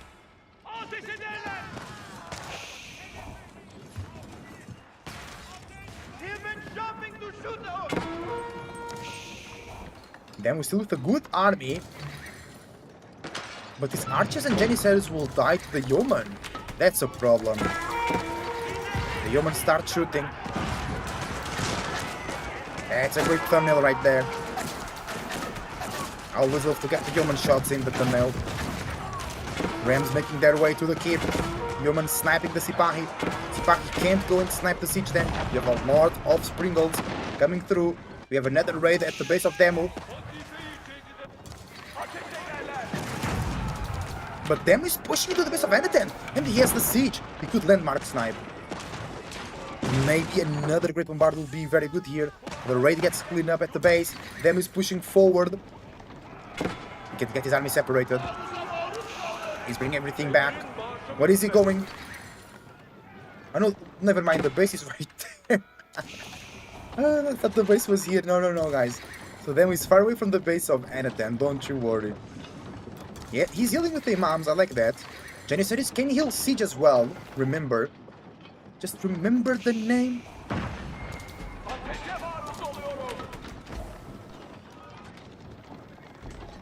Demo going for that gold corner again. The villagers should be quick enough to react to the walls being burned. Epic standoff. When will the fight start? Wait, there's the army! Wait. Oh no. And then there's way more army than Demo. 112 units plus 18 siege versus 84 units plus 24 siege.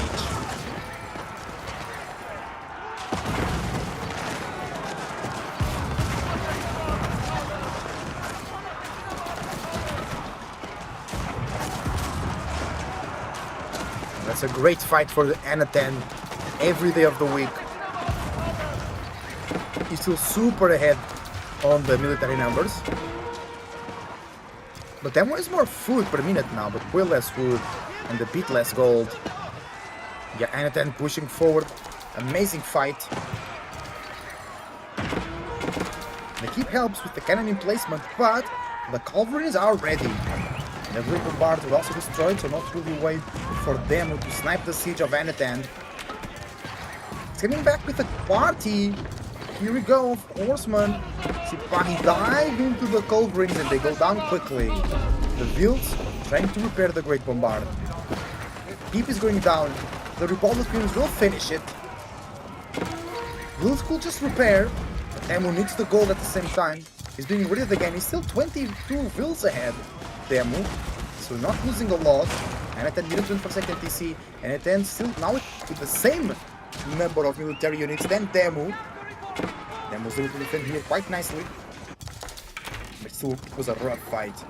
Demo still ahead by 3k destroyed value. And his army is more valuable, but I think it's because of the siege, you know?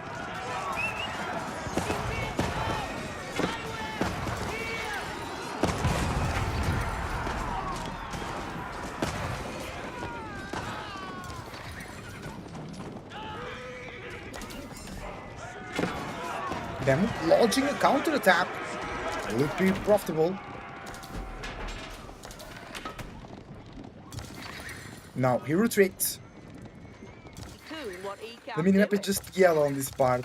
Everything is spread across here. Okay, now there is more access to wood. The food is coming in from the farms. It's going to the big gold. There is a Lancaster tower coming in soon.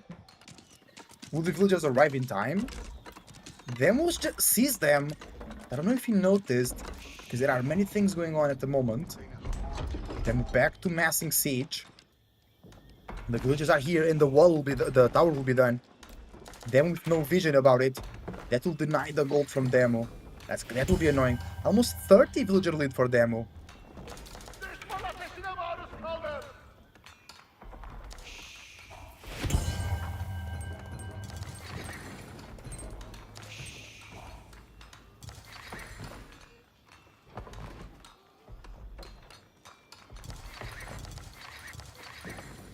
And Demo is not realizing, but he has units at the door. He sees that. He's trying to go for the gold of Anaten, but I think the village has already moved away. When will Demo notice the tower? When the tower starts shooting at him, I'm pretty sure.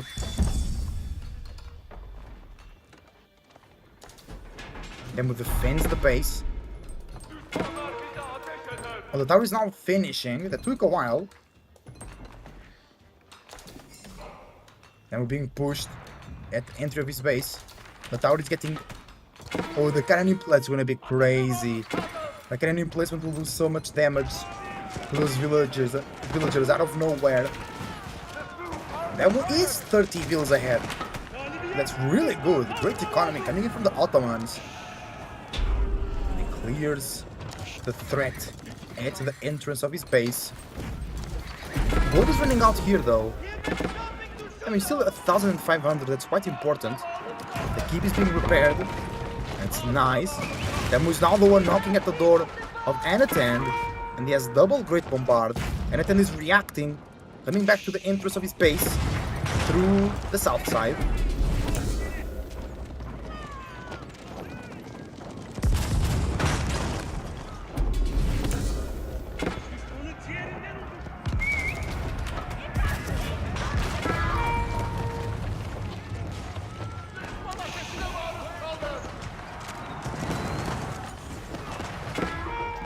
Once again, the siege is too alone here. Demo goes and burns manors. It is leaving his siege very exposed. The archers are doing a good job. Some units return, and other units keep burning. A light split from Demo.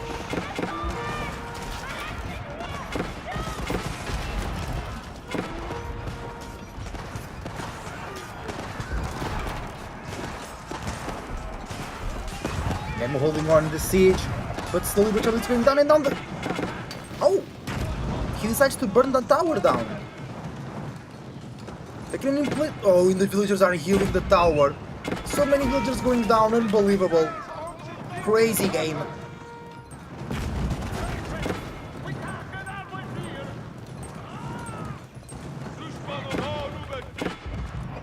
Demo sits in a good position to take this one home. Can you landmark snipe? And it has more units though. And it has more units. Don't get tricked by the progress of Demo. The Great Bombard survived. They are being healed as well. No, the imams are healing the units. The thing is, Demo has his army all scattered.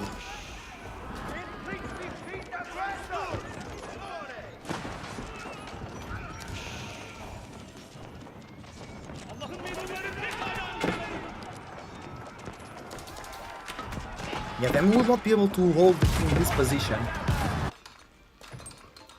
He killed it. No, that tower is still shooting. And killing villagers. No way. Sneaky plays from Anatem. Sneaky, sneaky.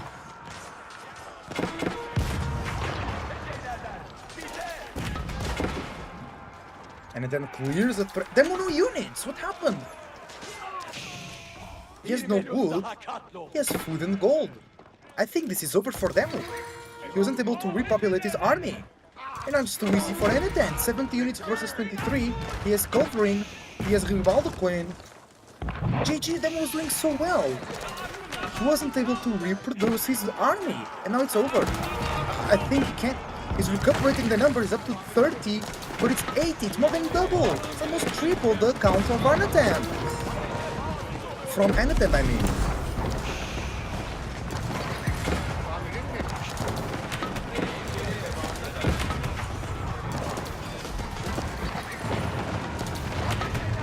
One landmark is down. That was a 2 women at Madrese. Last fight. No, he can't. GG. Guys, thank you very much for watching. Anatem takes game number 2 out of this best of 5. I hope you enjoyed. Remember to use the links down below if you're watching on YouTube to support the streamers and the organizers, and check their Twitch as well. Thank you for watching. See you on the next one. Good game.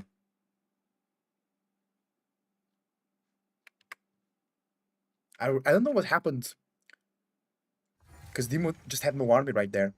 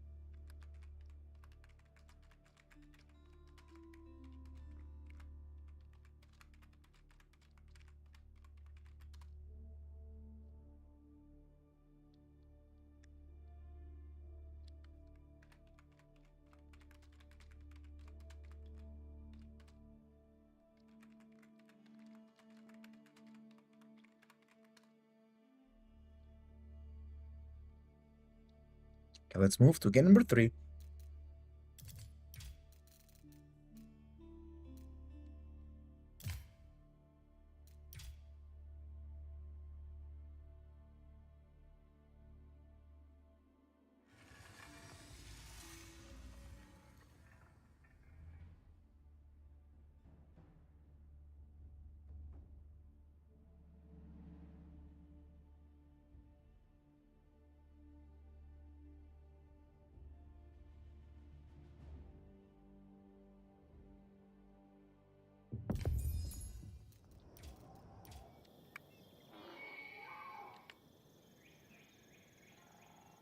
Κατάσκοπος. Κατάσκοπος. I missed Κατάσκοπος. I do. Welcome to the stream, everybody. Welcome to the channel I'm in. We are here for game number 3 of EGC Master Summer Tournament Losers Bracket Round 3. We have a tight series at the moment. Game number 2, 1-1 for both players. The color yellow, representing team VES, it's Anatem playing as the Byzantines. In the color purple, playing as the purple. In the color purple, representing team Liquid, it's Demu playing as the Zushi's Legacy.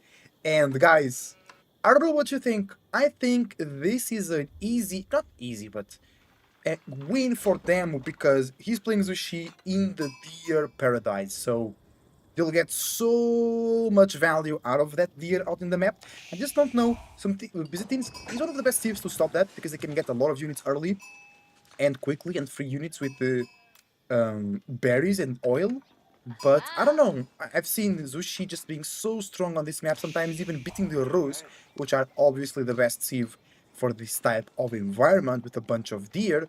Of course, we're gonna see some professional scouts. I don't know if you're gonna see a lot of army in the feudal age for demo. Maybe go straight to castle and then gets the feudal age army of Anaten out of the way. But by the way, thank you for watching. Your support is greatly appreciated. If you're watching on YouTube, use the links down below to check the tournament pages on YouTube, Twitch, and their website.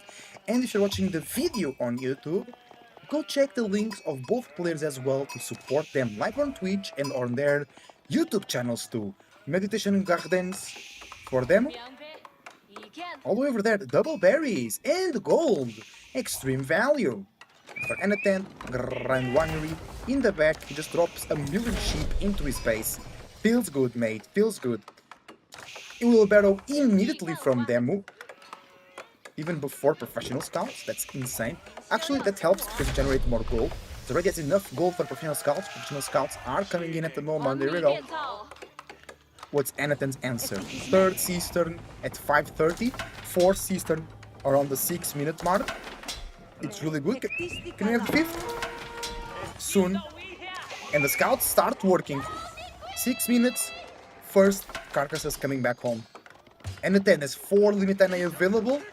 Oh, I like that play from Demu. He brings the early Palace Guard.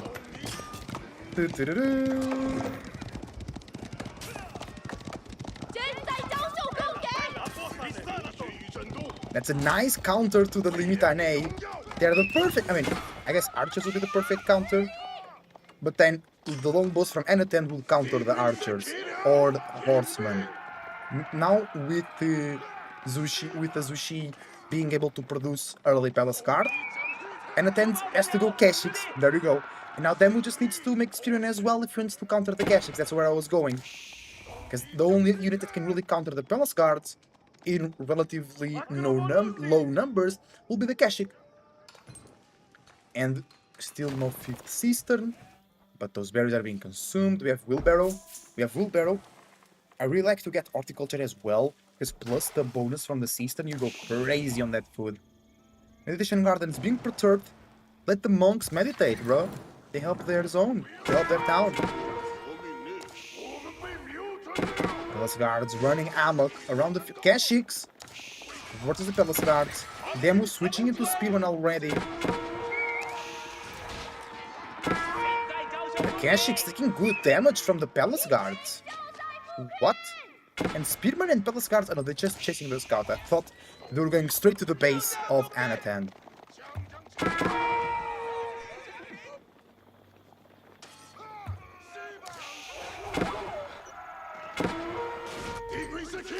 Oh, you have some raids. The villager goes down. Well done, Palace Guard. Keshik's running. They can't do much to stay in the game. A new age begins for Anaten. Of course, it was the Golden Horn Tower. And he was able to defend relatively nicely. And now he can upgrade his Keshiks. He can go to Varangian Guards to get even stronger army. At the same time, Demu is going up with the Mount Lu Academy. He will be able to upgrade. Oh no, I don't like when that happens. Scout! Having epilepsy attack. Scout, get out of it. No, we need you. You're an important part of the Empire. Okay. He overcame his problems. My motivational speech worked. So now with Mount Lu Academy, you can you can improve the supervision of the Imperial officials, and you can get more Imperial officials as well. And you receive one for free after researching that technology, Red Imperial Seals. Okay, Demu with 14 Spearmen and 6 Palace Guards, and then coming strong with 3 Varangian Guards and 5 Keshiks. He's also playing Cataphracts. I don't know, Demu already has a lot of Spearmen, you know. Oh, and also, Demu has been getting a lot of deer under his base. 1,000 food per minute. Same for... And then that's slightly more, and he's also producing oil. He's getting a whole army of Keshiks for free. And he can get from here as well more Keshiks. But then he's making just 24 spearmen. He needs something to counter the Varangian Guards. Oh, whoa! Aye! Bro! I got scared there. It really looked like the Woldo would go through.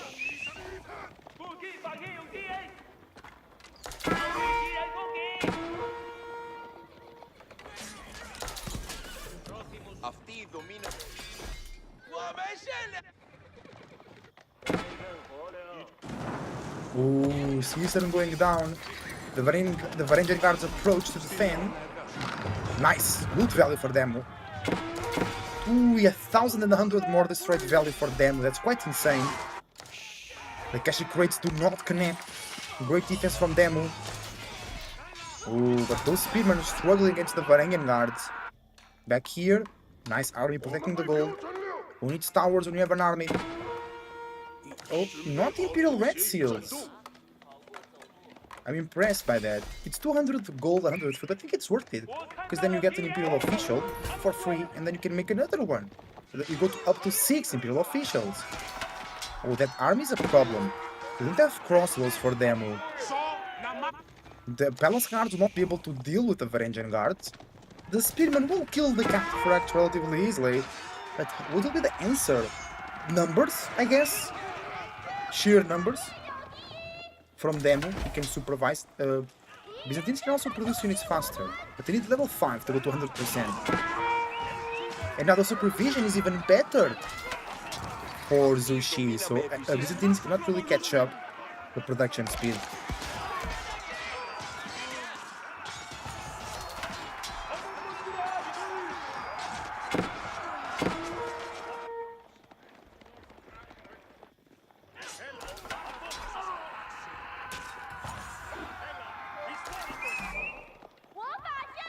Them with more units, getting also more blacksmith upgrades.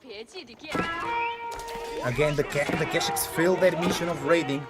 Nice, switching to crosses for them, that's exactly what he needed. More berries, more berries. We have more deer, not only one scout for demo. Oh, he has a lot of food to work with still. And he could go to the board as well. With supervision, it goes insane. With more supervision, it's extra insane. And attend with a good economy regardless. But them, the better one. No gold for an attend.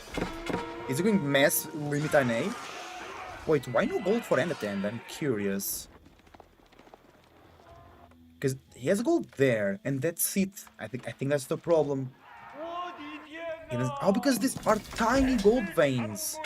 All around the map. Only the middle we have a big one, 8k. If I were them, I would secure that. Unless he thinks he can finish the game like now.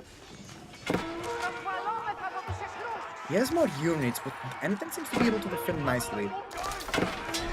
Now Demo goes to the deer and more oil. His economy will go crazy. Is he getting more caches? Did he upgrade? No, he did. I had some gulams, I just didn't notice. Them forced back once again. See, he's not being able to really go in and penetrate. But he still has a good economy back home. He's on the gold down there. He's massing crossbows. He's now up to 19. Good luck, Varangian guards. Good luck, Gulams. And good luck, Keshiks. Ethan knows about the switch into crossbows. Does he go into archers now?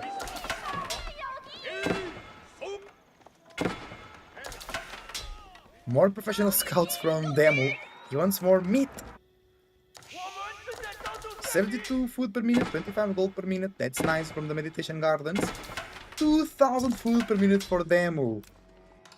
It's just a deer with supervision. That's insane. That's quite insane, to be honest.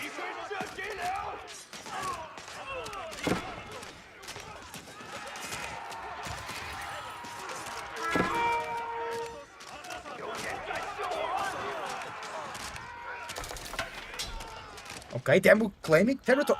GG. Oh, it's I knew it just because of the military number. Demu takes game number 3. He's now on match point. Thank you for watching. I see you on game number 3. Game number 4, I mean.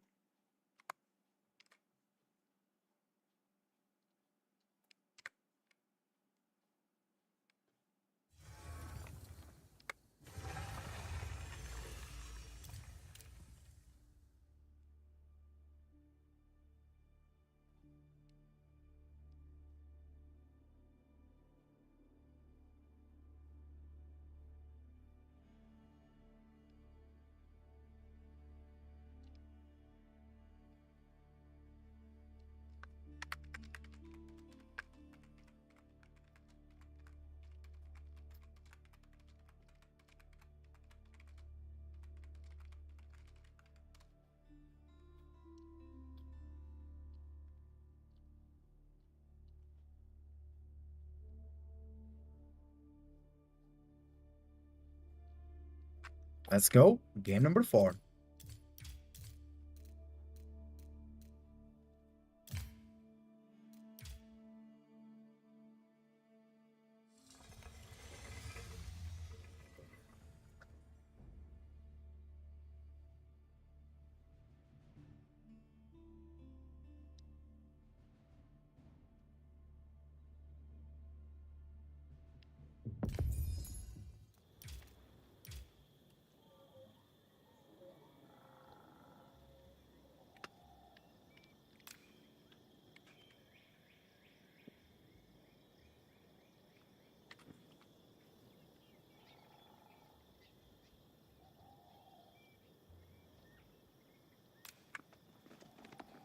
Hi everybody, welcome very much to game number 4 out of 5. We are here in the EGC Summer Tournament, part of the EGC Master Circuit, and we have today with us in Gorge, leading the series 2-1, it's Liquid Demo playing as the Delhi Sultanate. In the color yellow representing Team VS, by the way, Demo representing Team Liquid, but representing Team VS, it's Anattend on the yellow, playing as the Ayubits. We are here on Gorge. That's a matchup that I didn't see in a very long time.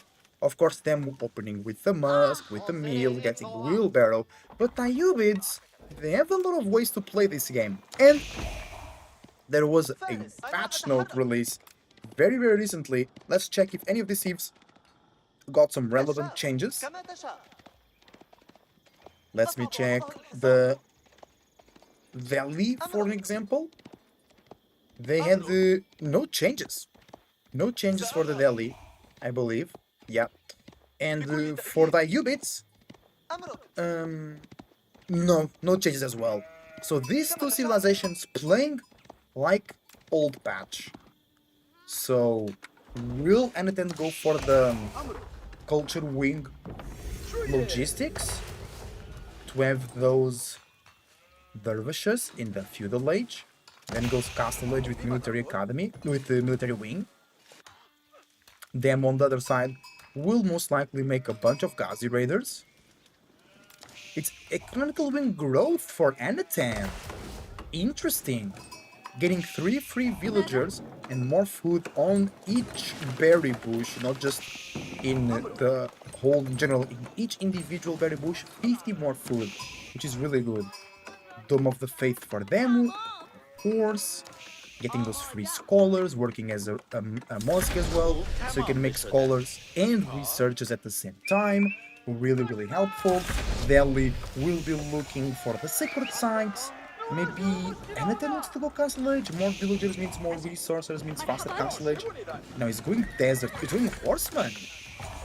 Not even desert raiders. Usually against Ghazis, Ayubit players go desert raiders. Ghazis should come out soon here for demo. And here it goes, the first Ghazi. Where are you going, brother? Can we see? No. Maybe now we can see? No. Yes. To this side. Professional scouts are free for the Delhi, but they still need to make the scouts to go and collect the deer. Anattend is going horseman. Yeah, horseman. Desert trader seems the right combo for me.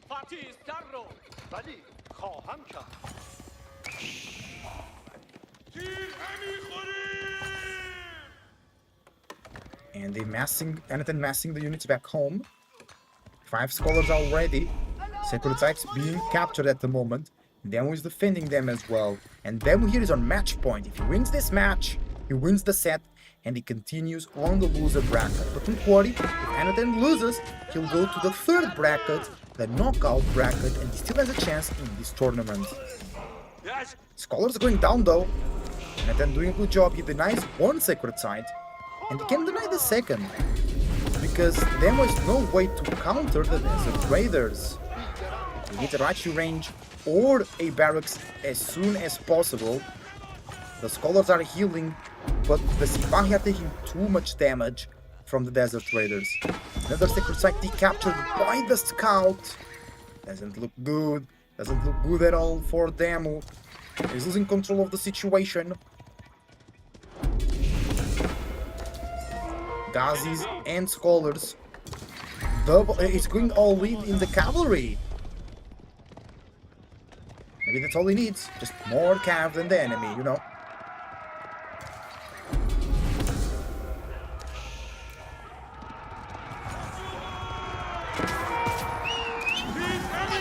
Yeah, the horsemen and the desert traders just do too well into the Ghazis.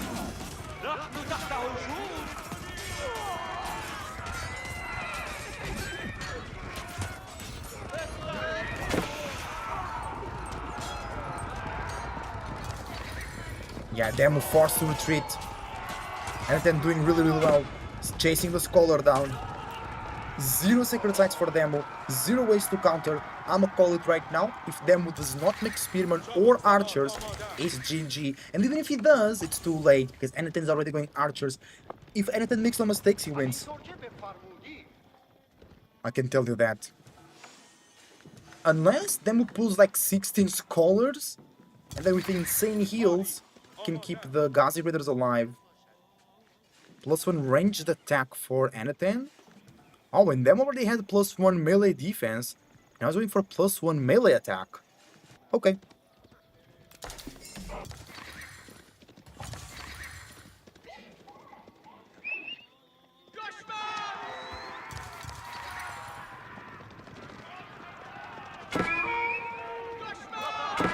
Ghazi Raiders into the Horseman.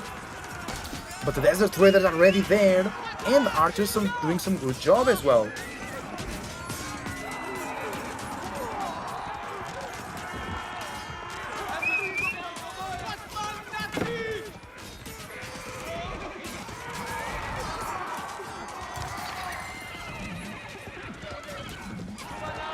Yeah, Demo got cleaned up by Anaten.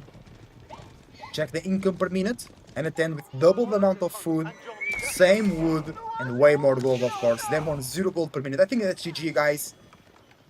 I think Demo will get the score tied on him. And next match will be match point. Anaten is just 2 ahead. Villagers going down as well. Ghazi Raider is trying to help, but it's not good. Thank you for watching. Leave a like and subscribe. Your support is greatly appreciated. Check the links down below if you're watching on YouTube.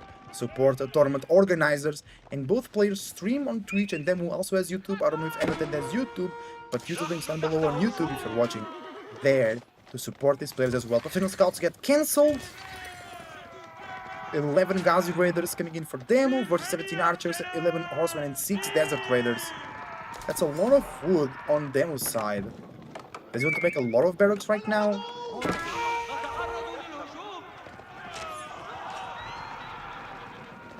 No sacred sites in the hands of Demo as well. And they might lose all of his army right now.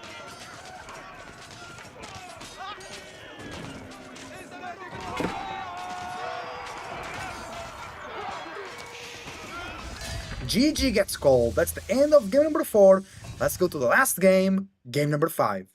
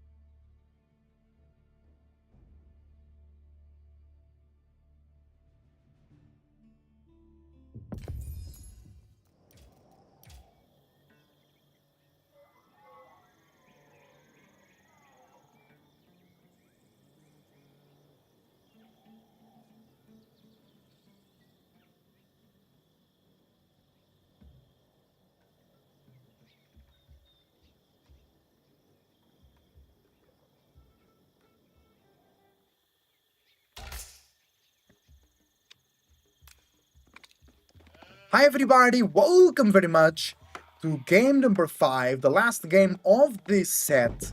And we are in the Master Circuit of EGC, the Summer Tournament Edition, in the color yellow, playing as the Malians and representing team VES, it's Anatan. In the color purple, representing Team Liquid, playing my favorite civilization, the Japanese, it's Demu. We are here on good old Roy Arabia for the final match of the day. And I think this is a very hard matchup for Japanese, especially because now they can't really push deer into the base. So that's where they were getting their power from in the most recent old patch. Now we have a new patch where dragging deer in with spearmen became more and more difficult. So now Demu is forced to play a bit differently. Let's see how he does it. I'm really curious to see how the Japanese go about this. And by the way, we just had a very recent patch note change. Let's see if the Japanese got something on their favor. Here we see the spearman trying to get the villager around the tower.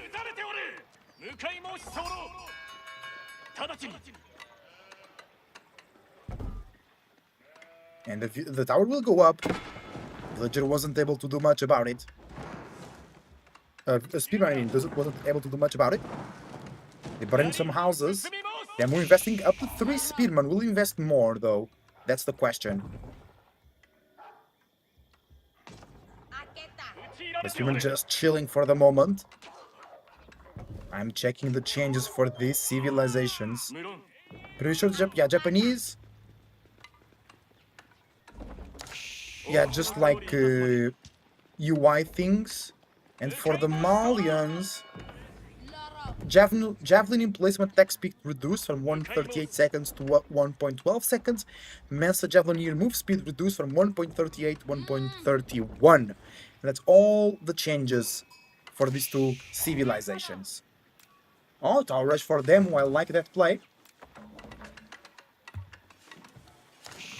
And meanwhile, he goes for berries with no Tawara. No Tawara. Tawara was the old text and they changed it. Masa Quarry coming up for Anatan, of course. Tower working nicely, but gold is still being produced by the houses passively. Oh, no Shinobi today. I'm sad about that. Kurostar house coming up. I wanted to see some Shinobi, but not today, I guess. Archie range, so gonna be Jack throwers maybe? Japan. Wait, will Devil play this feudal? You kinda have to. Oh, he's going second TC. Against Malians, it's always wise to pump your own economy, but you also need to do some damage, you know? And going for a late second TC like Demo is doing means that you're just giving a lot of time and space for Malians to do whatever they want. They get that crazy eco up, get that immense mass of units in the feudal and castle age up.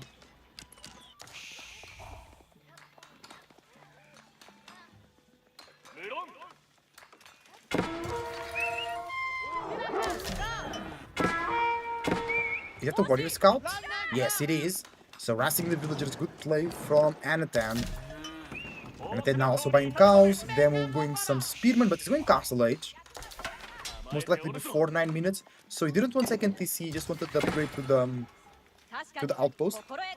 I don't remember when it was the last time that I've seen the Japanese second TC, to be honest. It's a good strategy, but it's a bit too slow. Malian archers, no Jeff throwers, it's archers. Jeff throws also in the back. Archers. Oh, the age up was coming right there. Nice vision from Demo. I think he saw them with the tower. The archers could still step up. Like here. Let the scout taking some damage.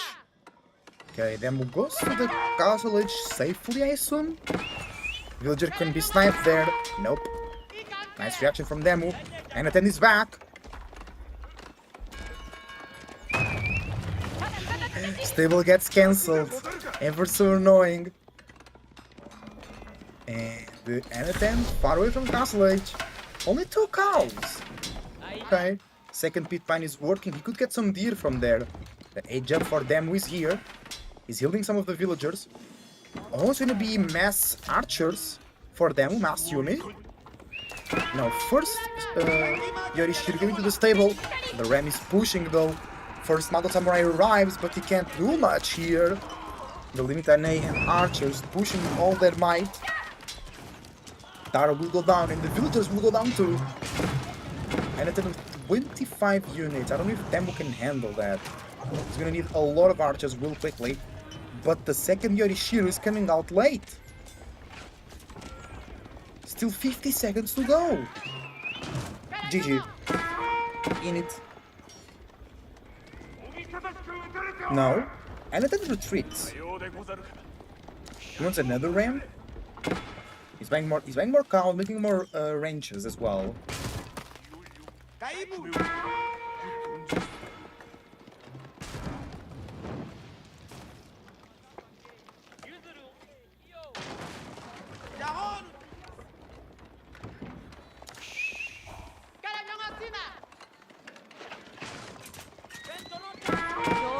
They're still holding on, defending the deer location, but it's not looking good for him.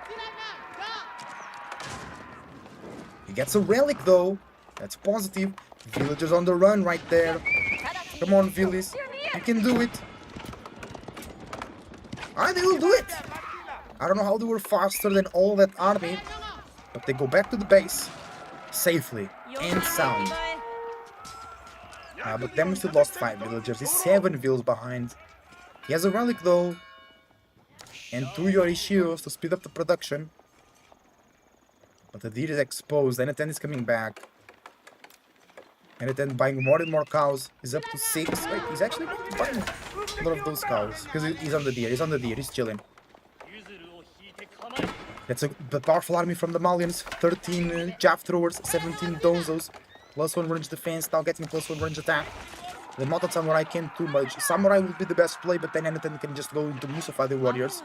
So maybe on a Bugeisha will be the best, but then they die so quickly to the jab throwers. Gold blocked. Demu fighting for it, trying to stop it.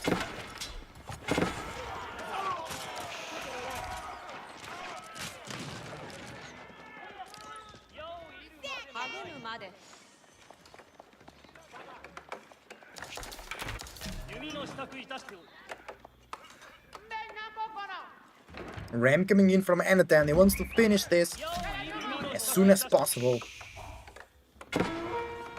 What is the best way for Demu to defend here? He needs like 40 archers. Because he doesn't have the TC upgraded. He's upgrading it now, but he might lose the building with the Yorishiro. Because he's gonna need the Bannerman to boost his archers. They have Veteran, plus 1 ranged attack. The Ram is going down slowly. Zugunu would kill the Ram here, but not the Yumis. They're sniping the jab throwers.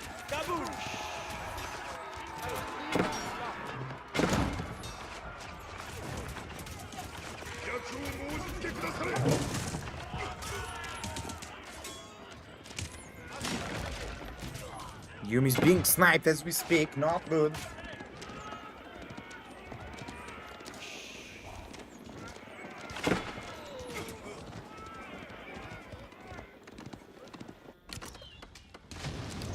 The tower is still working and the pit mine is on fire, no way. Where will Anatan leave the third? Should be there, the third pit mine. And now upgrades coming in and Malins get upgrades really quickly for the unique units. So elite Donzos and elite jab throws will be here right now. Then Anatan is...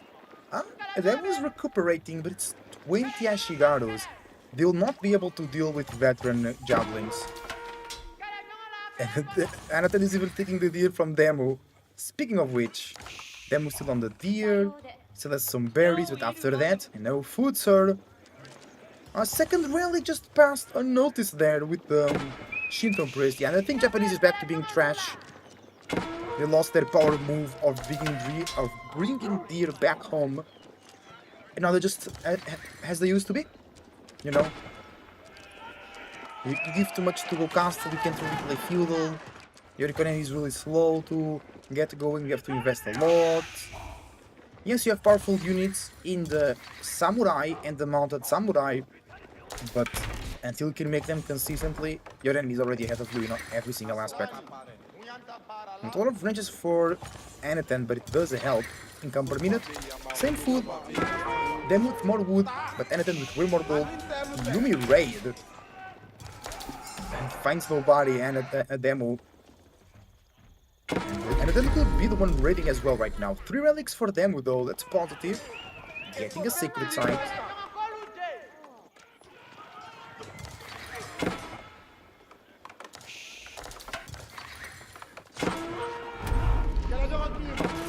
Javelin is getting sniped.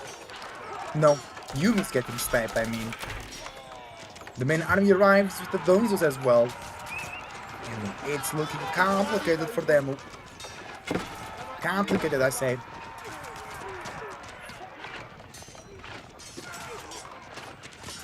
The Javelins are even tanking the mounted samurai. The other group of mounted samurai running away from the Donzos. That's not good at all, not good. The Sulfur arrived, GG. I think Anaten takes game number 3. Demus has something to say. He's killing the Javelins. Maybe no, the humans can't. No, them can't deal with those so far. The Yorishiro was in the tank center, which will allow them to recuperate quickly. No, because then Malins have the income coming from cows and gold as well to offset.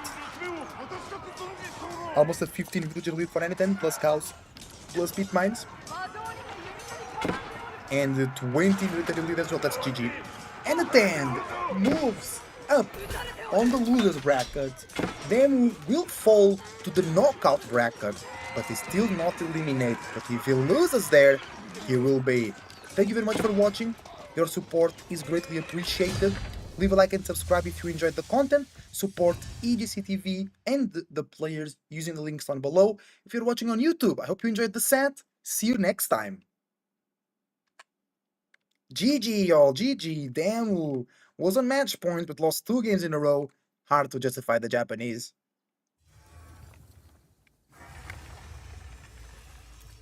Hard to justify it. In it, mate.